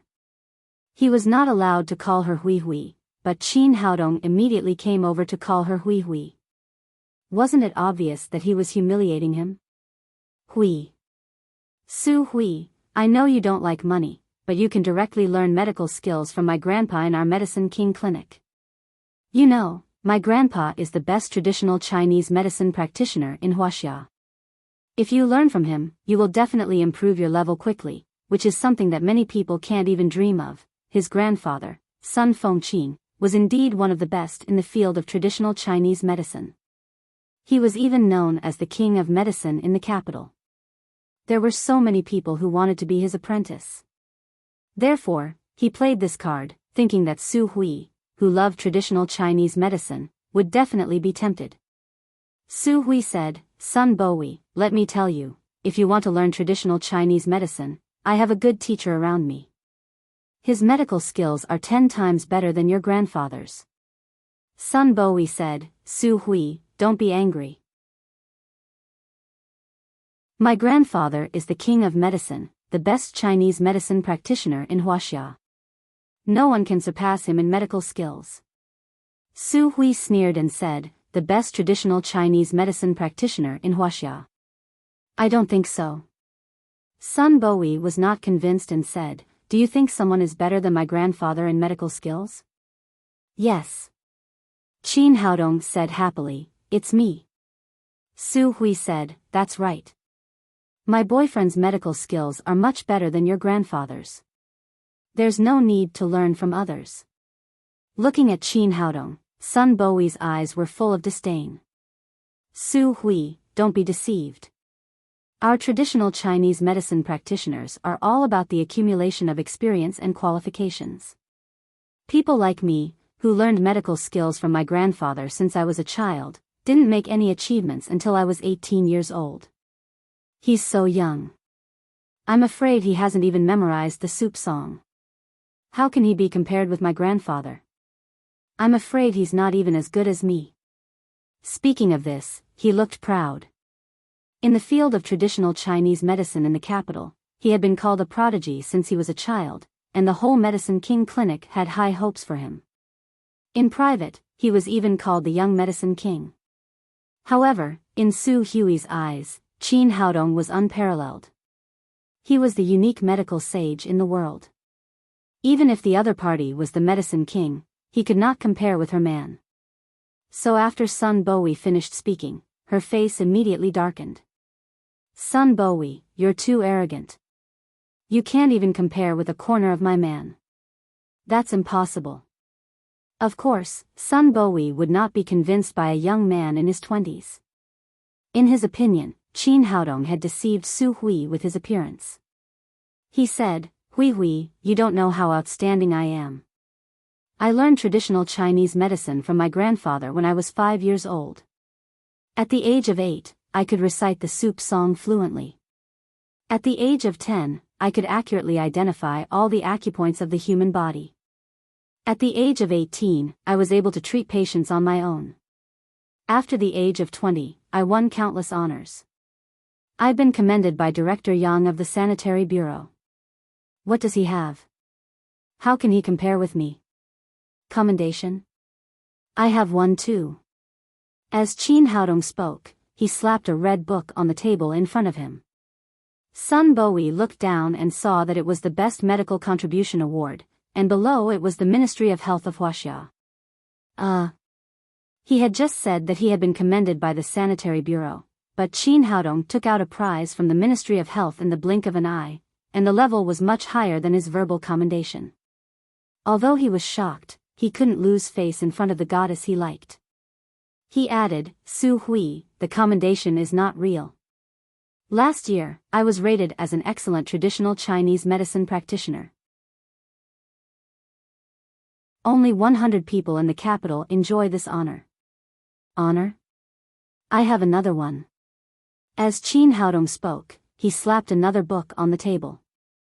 Sun Bowie looked down and saw the words, National Master of Traditional Chinese Medicine, written on it. It was still issued by the Ministry of Health of Huaxia. Sun Bowie's face was burning. How could he be so humiliated? He had just said that he was an excellent traditional Chinese medicine practitioner in the city, but Qin Haodong directly gave him a National Master of Traditional Chinese Medicine. Boy, don't be too arrogant. These official things don't mean anything. My grandfather is the king of medicine in Huaxia. I learned medicine from my grandfather and have treated countless people since I was a child. I'm called the little king of medicine. The reputation among the people is the most authentic. The reputation among the people? I have another one. Qin Haodong stood up and said in a mocking tone, It seems that I can't keep a low profile. I have to introduce myself. I'm Qin Haodong, and I also have a nickname in the field of traditional Chinese medicine, medical sage. What? You're the medical sage Qin Haodong? As a member of a traditional Chinese medicine family, it was impossible for Sun Bowie not to have heard of the medical sage. When he heard that the young man in front of him was the famous medical sage, he was so shocked that he opened his mouth wide. Half a month ago, he met Su Hui in the traditional Chinese medicine market. At that time, he was shocked and vowed to win this girl's heart. However, he did not expect that his rival in love was so powerful. He turned out to be the medical sage of Huaxia. However, when he thought of his grandfather's evaluation of Qin Haodong, he calmed down a lot.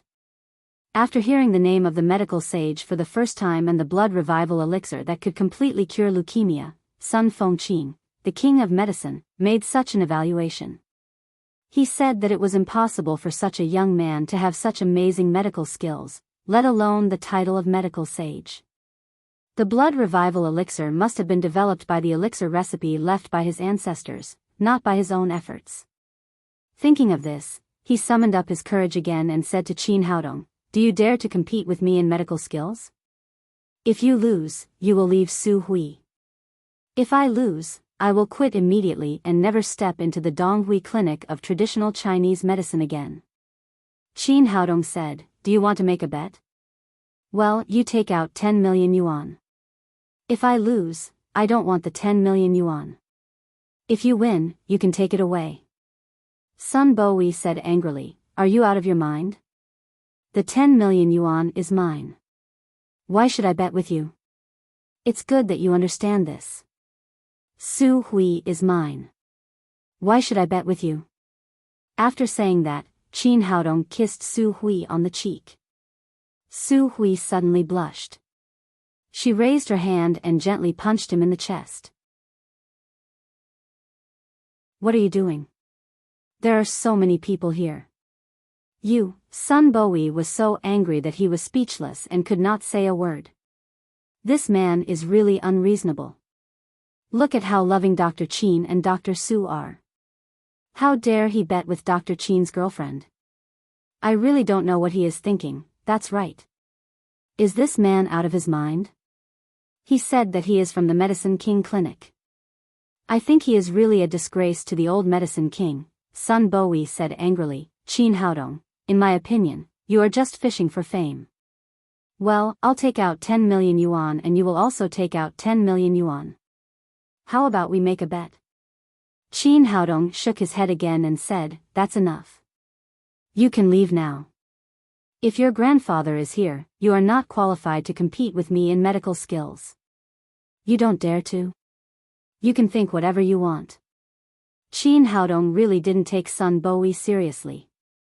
If any Tom, Dick, or Harry could stand up to challenge his medical skills, then his title of medical sage would be too worthless. Sun Bowie's face was full of anger. Suddenly, he seemed to have made up his mind. He stepped to another empty table next to him and sat down.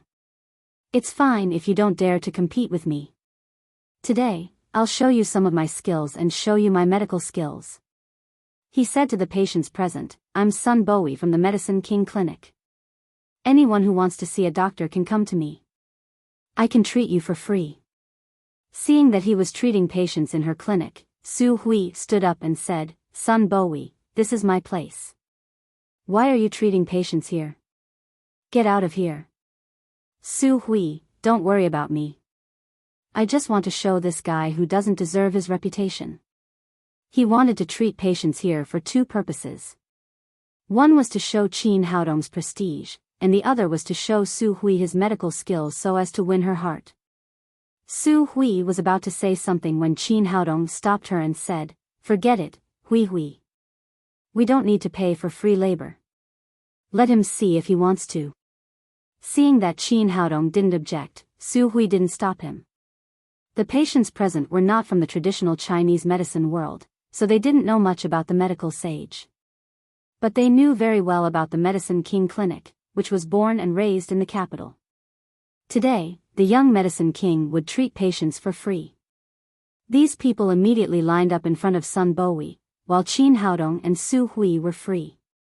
Sun Bowie glanced at Qin Haodong proudly and said, See? This is fame. Go ahead. If there are any difficult miscellaneous diseases that you can't treat, come to me. Qin Haodong was not angry at all. He made 2 bowls of fragrant tea, gave one to Su Hui and kept the other for himself. Sun Bowie snorted and began to treat the patients in front of him. He was very busy feeling the pulse, asking for diagnosis, performing acupuncture, and writing prescriptions. As the heir of the Medicine King Clinic, his medical skills were much better than those of his peers.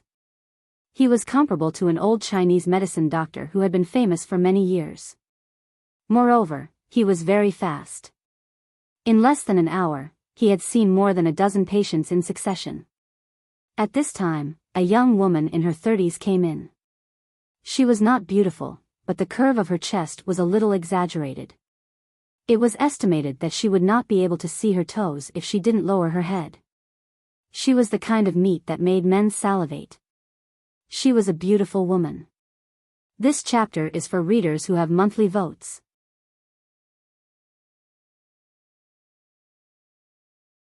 Chapter 767. The woman sat in front of Sun Bowie and kept coughing. Her chest was heaving up and down as she coughed, which made people feel that her chest was surging. Sun Bowie took a peek at the woman's chest, but when he thought that Su Hui was watching, he quickly looked away. Miss, what's wrong with you? The woman said, Doctor, I may have caught a cold these days. I keep coughing. Sun Bowie felt her pulse and said, You really have a cold in your lungs. I'll give you a prescription to warm the lungs and dispel the cold. You'll be fine after taking it for half a month. Do I have to take it for half a month? The woman said while coughing, Doctor, is the medicine bitter? Does it taste bad? Sun Bowie said, Traditional Chinese medicine is always bitter, but bitter medicine is good for the disease. As long as you take the medicine according to my prescription, you will definitely be cured in half a month and will never relapse. The woman frowned and said, But I can't stand taking such a bitter traditional Chinese medicine soup for half a month. Can you help me think of another way?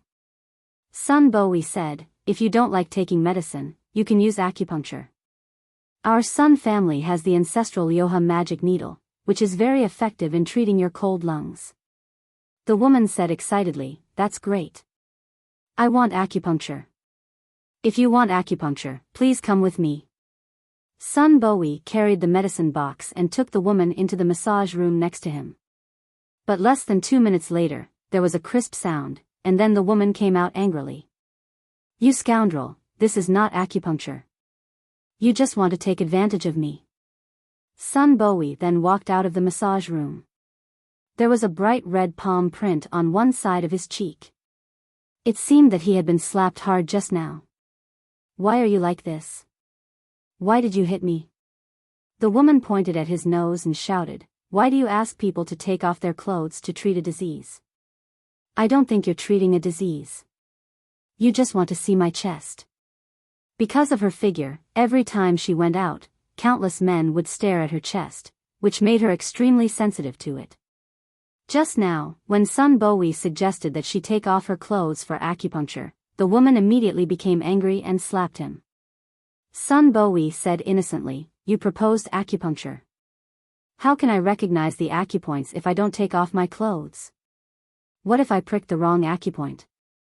The woman said rudely, "Don't talk nonsense. I think you're trying to get me." Qin Haodong naturally didn't mind making trouble for those who wanted to poach him. He said happily, "Sister, you're right. He just wants to take advantage of you." Sun Bowie said angrily, "Qin Haodong, that's nonsense. Don't defame me.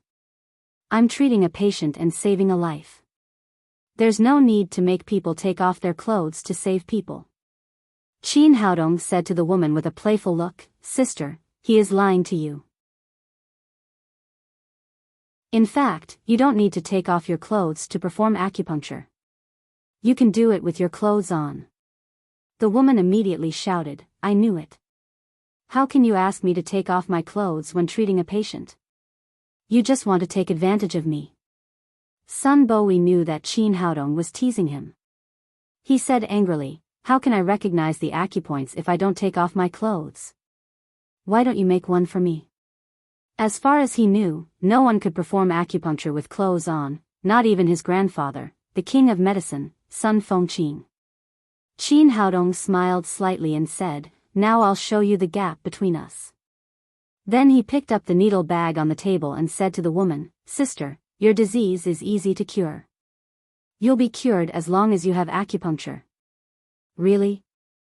Little brother, thank you." The woman was about to walk to the massage room. Just as men liked beautiful women, women also liked handsome men, so this woman's attitude towards Qin Haodong was much better than that of Sun Bowie.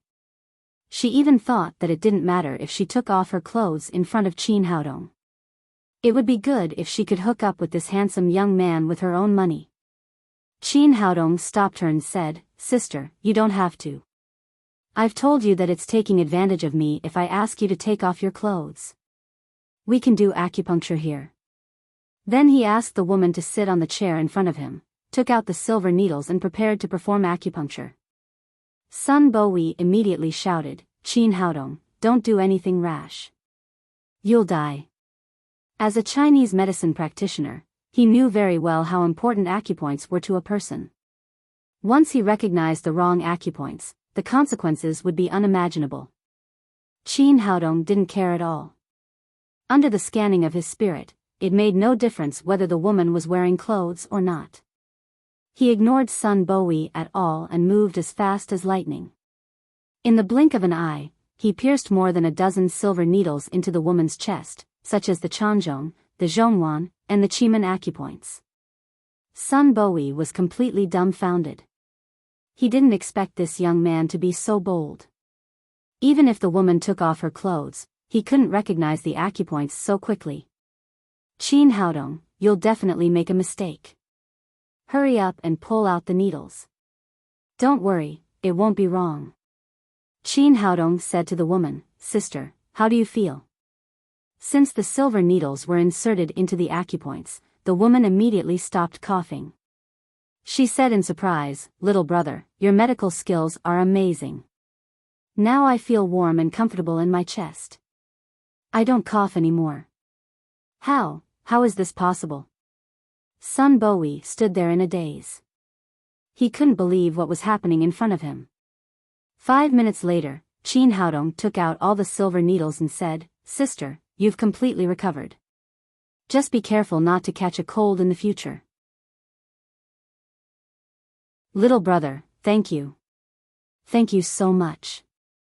How much is the consultation fee? Just tell me." The woman took out her wallet and was about to pay. Qin Haodong glanced at Sun Bowie and said with a smile, "Sister, I don't need the consultation fee. I apologize to you on behalf of my brother." Sun Bowie was confused. What did I do wrong? Why should I apologize? You rascal, don't let me see you again. The woman put away her wallet and spat at Sun Bowie. It turned out that she didn't need to take off her clothes for acupuncture. This guy just wanted to see her chest. She then said to Qin Haodong, "Little brother, we're both doctors, but there's a big gap between us. If only doctors could be like you. I accept your apology and won't argue with this guy anymore. Otherwise, I'll call the police to arrest him." After that, she gave Sun Bowie a hard look and walked out of the clinic. I really didn't know that Dr. Sun was such a person. Seeing that the woman's chest was big, he had a bad idea. That's right. How can a doctor do this? He can perform acupuncture without taking off her clothes, but he asked her to take off her clothes. Isn't he a hooligan? Hearing the discussion around him, Sun Bowie glared at Qin Haodong and said, "Qin, did you trick me?" Qin Haodong said, "I also used my ability to trick you. If you don't like it, you can trick me too." Sun Bowie was speechless. Indeed, Qin Haodong also used his ability to trick him. He could accurately recognize the acupoints without taking off her clothes. Even his grandfather couldn't do that. But in front of his goddess, he naturally couldn't bow his head and admit defeat. He said, "It's just recognizing the acupoints through her clothes. It's not a big deal. Even without you, I can still cure that woman's disease. It doesn't mean that your medical skills are better than mine." Qin Haodong said casually, "Well, go on." After that, he sat back in his seat and drank tea leisurely. Sun Bowie glared at him and continued to treat the patients in the clinic. However, after what had happened just now, all the patients who stayed in his clinic were men, and all the female patients went to Qin Haodong's clinic. What made Sun Bowie most depressed was that even the 60-year-old woman did not go to his clinic. She even looked at him as if he were a pervert. Fortunately, Qin Haodong's speed was very fast. It only took him half an hour to finish treating all the 7 or 8 female patients in front of him. The patients who entered the clinic later did not know what had just happened. When they heard that this was the junior medicine king of the Medicine King Clinic, they ran to Sun Bowie's clinic again. After a while, a young man in his 20s came in with a middle-aged man in his 50s on his back. Both of them were dressed in very shabby clothes. It was obvious that they were poor people. The young man put the middle-aged man on the chair. Sun Bowie felt the middle-aged man's pulse and said, "Are you suffering from gout?" "Doctor, you're right. My gout has been getting worse and worse recently. Now I don't dare to touch the ground at all. I can't walk or work. Even so, it's still very painful. It doesn't matter. I can cure it." Sun Bowie wrote down a prescription and handed it to the middle-aged man. "Take the medicine according to this prescription, and your gout will be completely cured in half a month. But you should eat less animal viscera and soy products in the future." "Thank you, doctor." The middle-aged man took the prescription and asked hesitantly, "Doctor, I want to ask you something. Is the medicine on the prescription expensive? How much does it cost for a month?" Sun Bowie said, "It's okay. It's not too expensive, but it will cost at least 3,000 yuan a month." The middle-aged man sighed and said, "Doctor, to tell you the truth, my family is very poor. A few years ago, my mother just got sick and passed away, and there was a lot of famine in my family. I can't work because of gout. I rely on my son to support my family. I don't have so much money to take medicine. Can you help me find another way?" Sun Bowie said with embarrassment, "I understand what you said, but you have to pay for the medicine. I can't help you." The young man said, "Dad, don't worry. I'll go out and find a way to borrow some money to buy medicine for you." The middle-aged man sighed again and said, "We haven't paid off the debt yet, so we can't borrow any more money.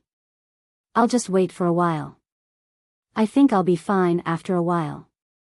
Sun Bowie said, "Your symptoms are in the early stage and can be cured. But if it goes on like this, your joints will be deformed.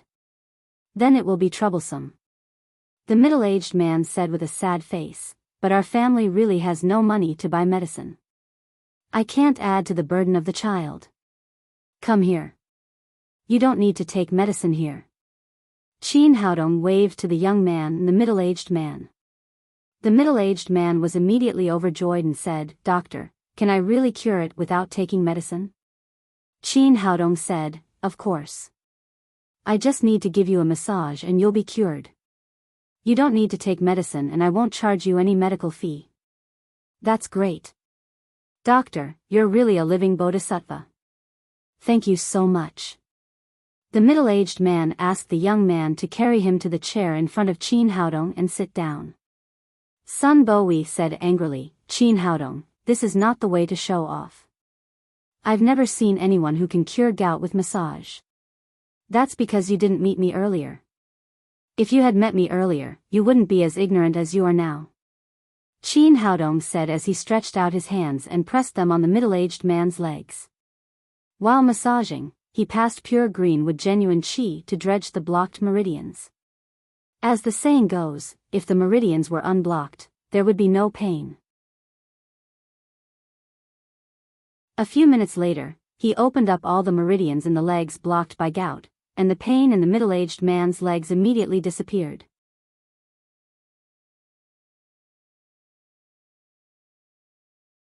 Chapter 768. After curing the gout in the middle-aged man's leg, Qin Haodong did not stop there. He had already seen that the father and the son were really in a difficult family, so he helped them again. He refined the middle-aged man's body from head to toe with green wood genuine qi. From now on, not only would he not get sick, but his body would also be much stronger than before. Even if he relied on his physical strength to make money, he could make more money than others. 10 minutes later, he patted the middle-aged man's thigh and said, Uncle, it's done. You can stand up and have a try. Really? Am I really cured? The middle-aged man felt that his feet not only did not hurt, but also felt very comfortable. He seemed to be full of strength. Before the young man came to help him, he stood up from the chair. The young man said nervously, Dad, be careful. Don't fall. Yes, I'm really cured. The middle-aged man hugged his son excitedly and spun around 3 times. Everyone was dumbfounded. Wasn't the treatment a little too effective? His son had carried him here just now, but now Qin Haodong had picked him up. After all, the man weighed more than 50 kilograms. Even a healthy person could not carry him so easily. After the excitement, the middle-aged man put his son on the ground. They bowed deeply to Qin Haodong together and said, Doctor, thank you. We will never forget your great kindness. The young man took out the only 2 red banknotes from his pocket and said, Doctor, I'm really sorry. This is all we have. You can pay for the treatment. Qin Haodong waved his hand and pushed the money back to him. No need. I said that this treatment is free. After they thanked him again, the middle-aged man turned around and said to Sun Bowie, Young man, you're a good man, but your medical skills are too poor. You should learn more from this young doctor in the future. After that, the father and son left the clinic, leaving Sun Bowie in a mess. Although Qin Haodong did not accept his challenge and did not compete with him in medical skills, the treatment just now was enough to tell who was better.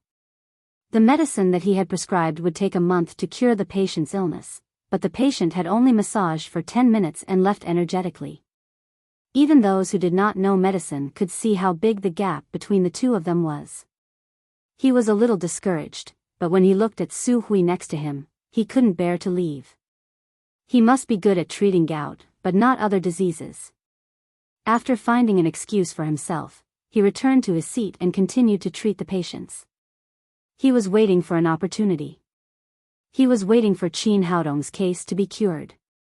At that time, he would make a move and earn back his face. When it was close to noon, a woman in her 30s walked into the clinic with the sound of high heels.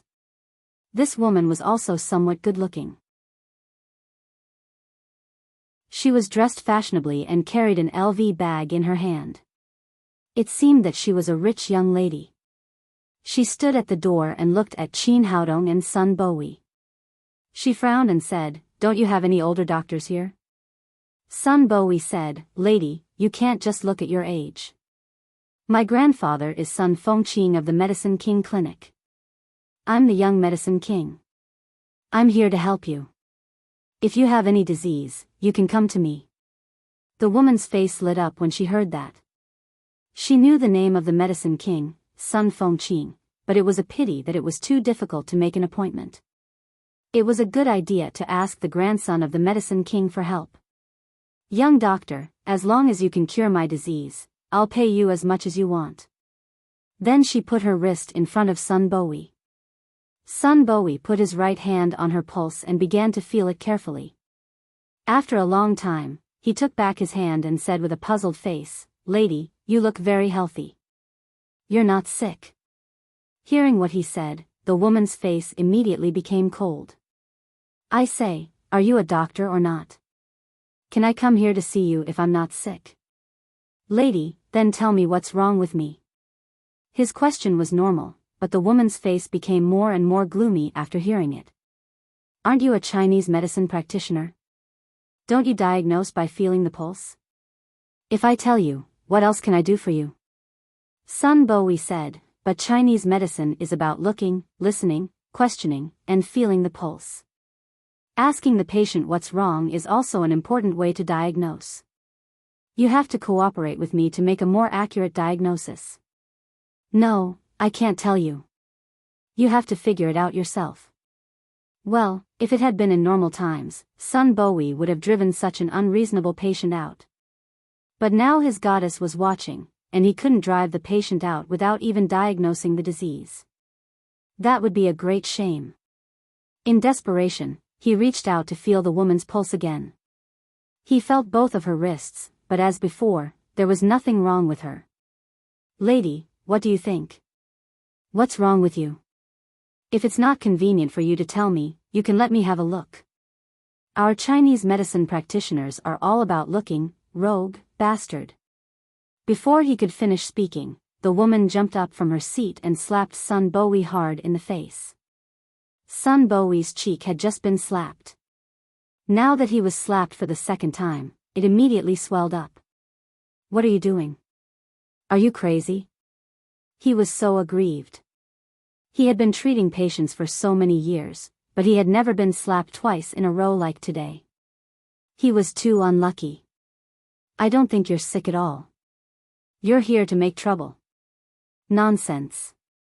You can't tell that I'm not sick. You're a quack." The woman scolded the quack, picked up her bag and walked out of the clinic. At this time, Qin Haodong called out, "Sister, I can cure your disease." The woman paused for a moment and said, "I don't want to cure you. There's no serious doctor here." She saw that Qin Haodong was younger than Sun Bowie, so she didn't trust him from the bottom of her heart. She continued to walk to the door. Qin Haodong said again, "Sister, if I'm not mistaken, your disease started after the operation, or is it the sequelae of the operation?" The woman had already stepped out of the door, but when she heard this, she suddenly stepped back. She looked back at Qin Haodong and said, "Little brother, how did you know?" Qin Haodong said, "Chinese medicine is about looking, listening, questioning, and feeling the pulse. Looking depends on the patient's qi, not on the specific parts of the patient. Little brother, you're right. You're not like that quack." The woman glared at Sun Bowie and then sat down in front of Qin Haodong. Qin Haodong felt the woman's pulse again and said, "Your body was very healthy before. The current problem is that after the operation, the organ's autoimmune regulation system was destroyed, which is the sequelae of the operation. For this kind of situation, Western medicine can't do anything. I'll give you a prescription that can not only treat your illness, but also help you adjust the immunity there. But in the future, you must be careful not to do this kind of surgery again. Everything that goes against nature is harmful to the body." The woman blushed at first, then nodded and said, "Little brother, I see. Thank you." Qin Haodong's words not only pointed out her condition but also protected her privacy, which made the woman admire and feel grateful. Soon, Qin Haodong wrote a prescription and gave it to the woman. "Take the medicine according to this prescription, and you'll be fine in a week." "Thank you, doctor." The woman put a stack of money on the table, then took the prescription and walked out of the door. Before leaving, she did not forget to say to Sun Bowie, "Quack." As the grandson of Sun Fengqing, the king of medicine, Sun Bowie had always been very proud. But today, he had been scolded as a quack twice, which made him both ashamed and aggrieved. At the same time, he was also very curious about the woman's condition.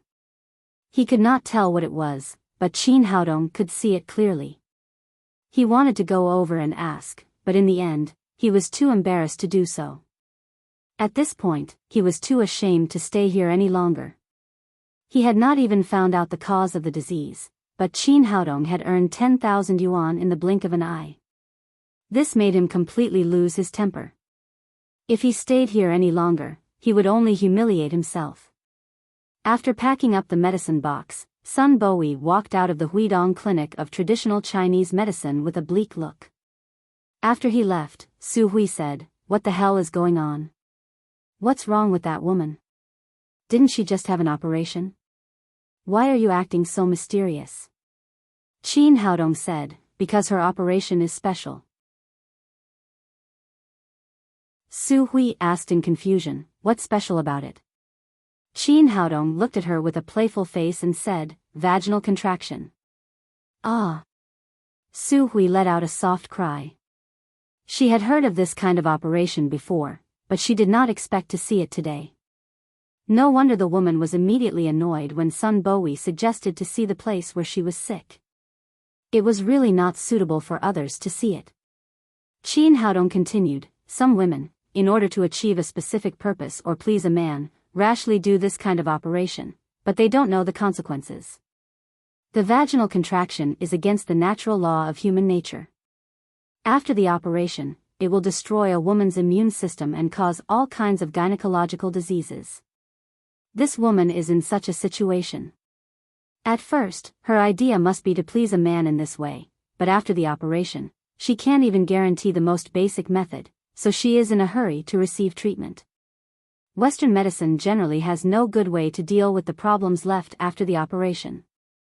She can only come to see a traditional Chinese medicine practitioner, but because of her privacy, she is too embarrassed to say it." Although Su Hui had lived in the Tang sect, she had not had the time to sleep with Qin Haodong because of the time. She was still a virgin, so she could not help blushing when she heard what he said. "You're a bad person. You can say anything." Qin Haodong said with a smile, "For a doctor, these are just discussing the disease. Why are you embarrassed? Are you thinking about other things? Stop talking." Su Hui said and punched him in the chest. After lunch, Qin Haodong went to the Capital Medical College for a class. When the class was over, his cell phone rang. It was Hua Mingrui. "Haodong, do you have time now? The class is just over." "What's the matter?" Hua Mingrui said, "My grandfather wants you to take a look at his body again. If it's convenient for you, come over." "Okay, I'll go now." In fact, Mu Bison's condition had basically recovered, so there was no need to treat him again. However, Hua Mingrui said that it was not a big deal to go there again. When he came to the door of the military sanatorium, Hua Mingrui was already waiting there. The two of them walked into Mu Bison's small courtyard together. When they entered the room, Mu Haiqing was also there. Seeing Qin Haodong enter the door, the father and son immediately greeted him warmly. "Little Qin, you're finally here. I've been looking forward to seeing you." After entering the room and sitting down, Mu Bison immediately stretched out his wrist and asked Qin Haodong to feel his pulse. After feeling his pulse, Qin Haodong said, "The old master's body is recovering very well. His lungs have completely recovered." Mu Bison asked, "Can I drink?"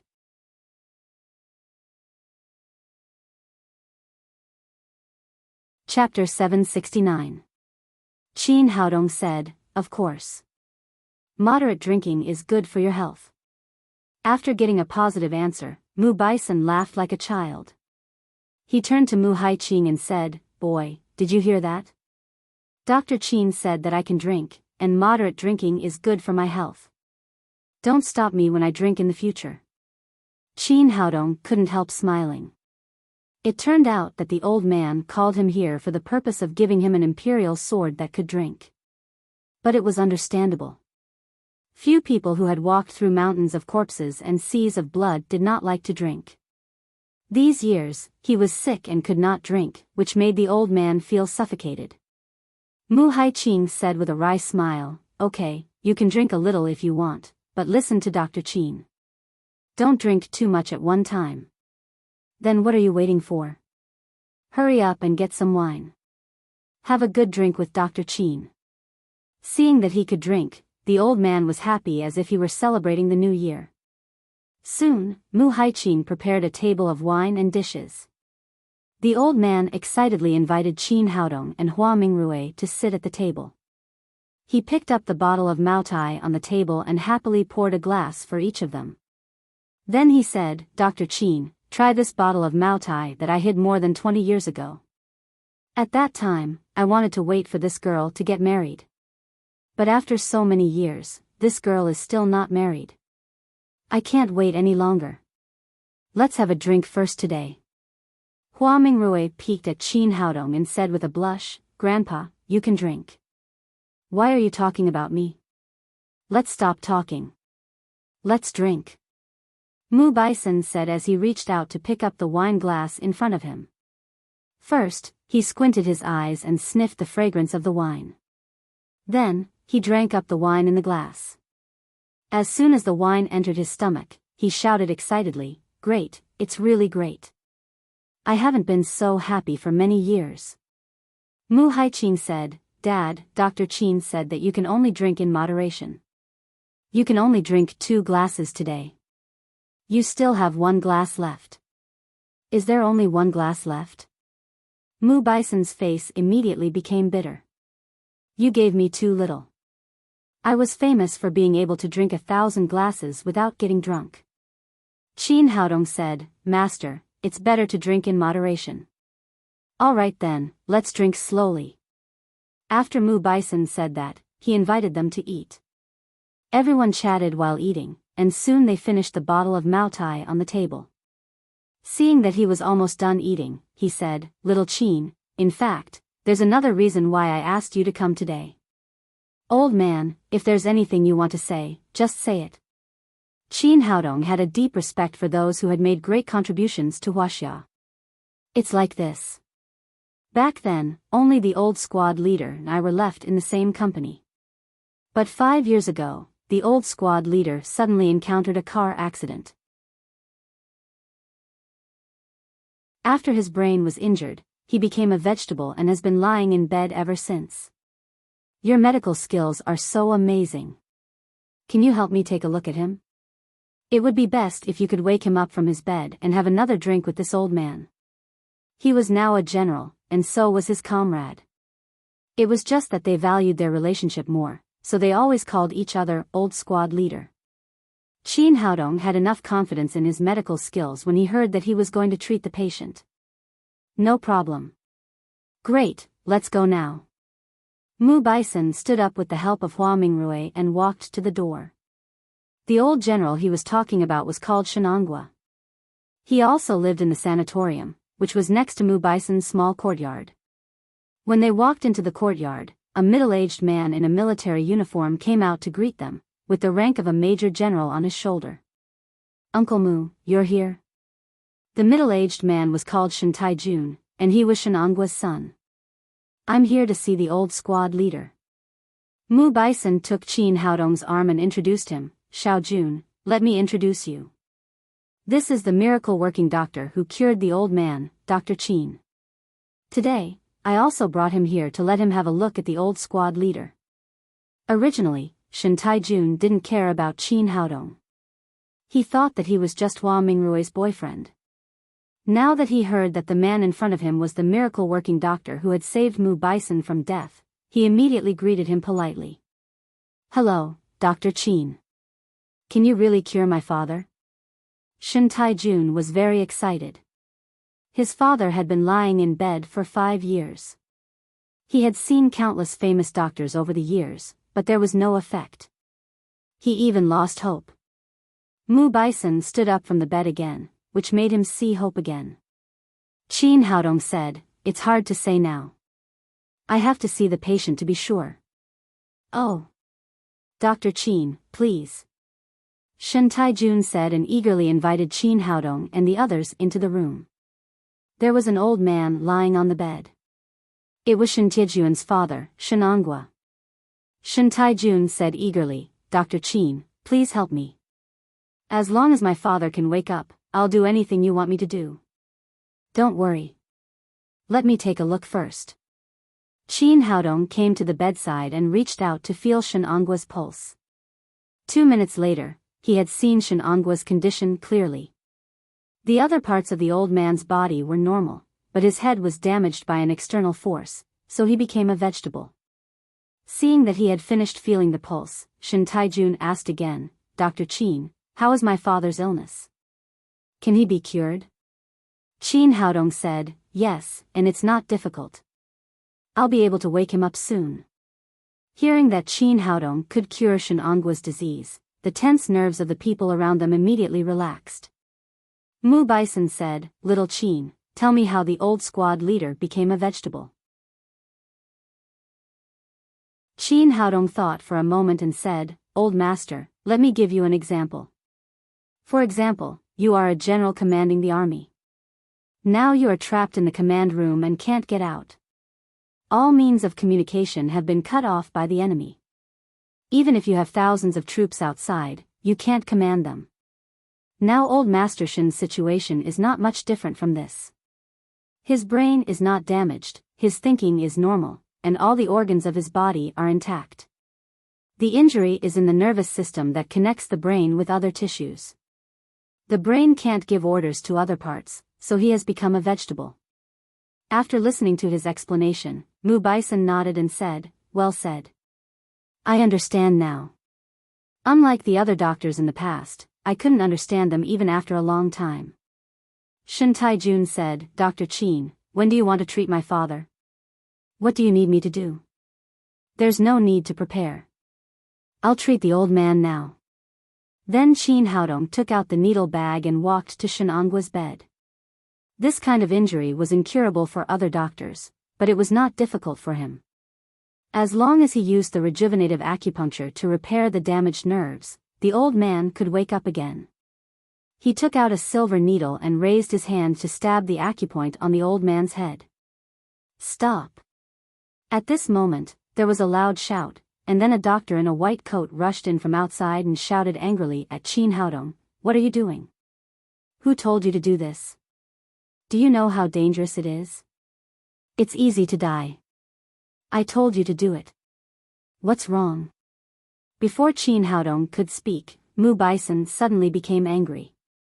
Now Qin Haodong was a life-saving doctor in his eyes, and he was also his future grandson-in-law. How could he allow others to come here and talk nonsense? The man glanced at old Master Mu and said coldly, "Who are you? Who are you to make this decision?" Old Master Mu cried, "Because it's my old squad leader lying on the bed, and because we were life and death friends." "Who are you? What right do you have to tell me what to do here? Believe it or not, I'll ask someone to throw you out." He had been in the army all his life and had a fiery temper. Seeing that the doctor was so rude, he was immediately angered. "General, don't be angry. We're all family." While they were talking, Xiao Weiman hurried in from outside. Seeing that the doctor in the white coat had a conflict with old Master Mu, he hurried forward and explained, "General, let me introduce you. This is Director Zhua Bufan. Director Zhua has unique research in neurology. He is a scientific and technological talent that has just been introduced from abroad by the Ministry of Health of Huaxia. He returned to the Central Hospital as the deputy director. Today, I invited him to treat old Master Shen." After listening to Xiao Weiman's introduction, Zhua Bufan's face was full of pride. He did have the right to be proud.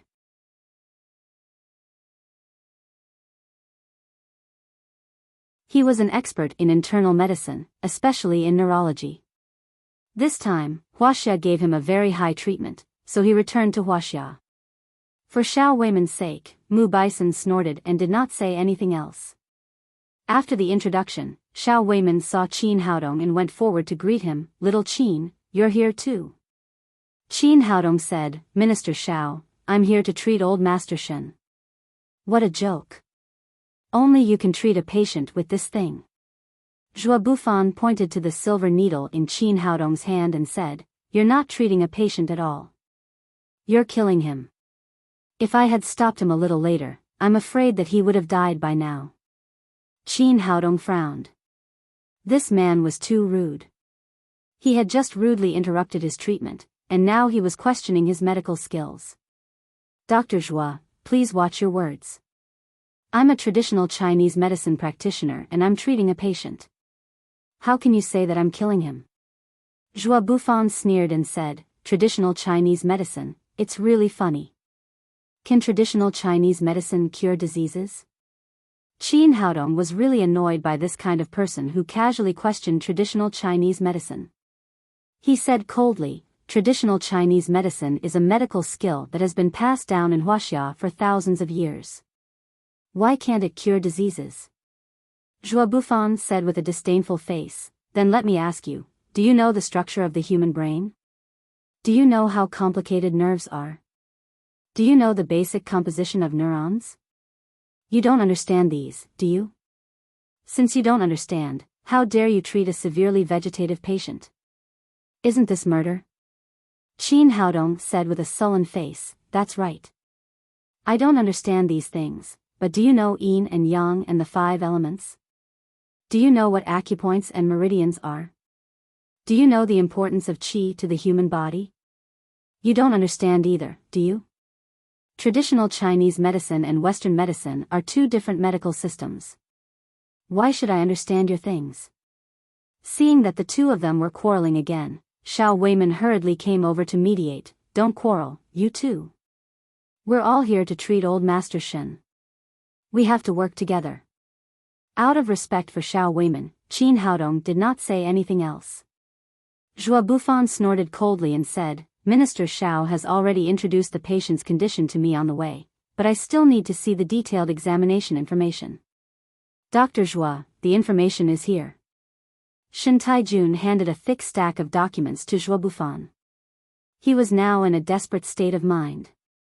He felt that the more experts there were to treat his father, the better. You're tuning into the Romantic Tales YouTube channel. Don't forget to subscribe and join us on this journey to catch the most captivating stories.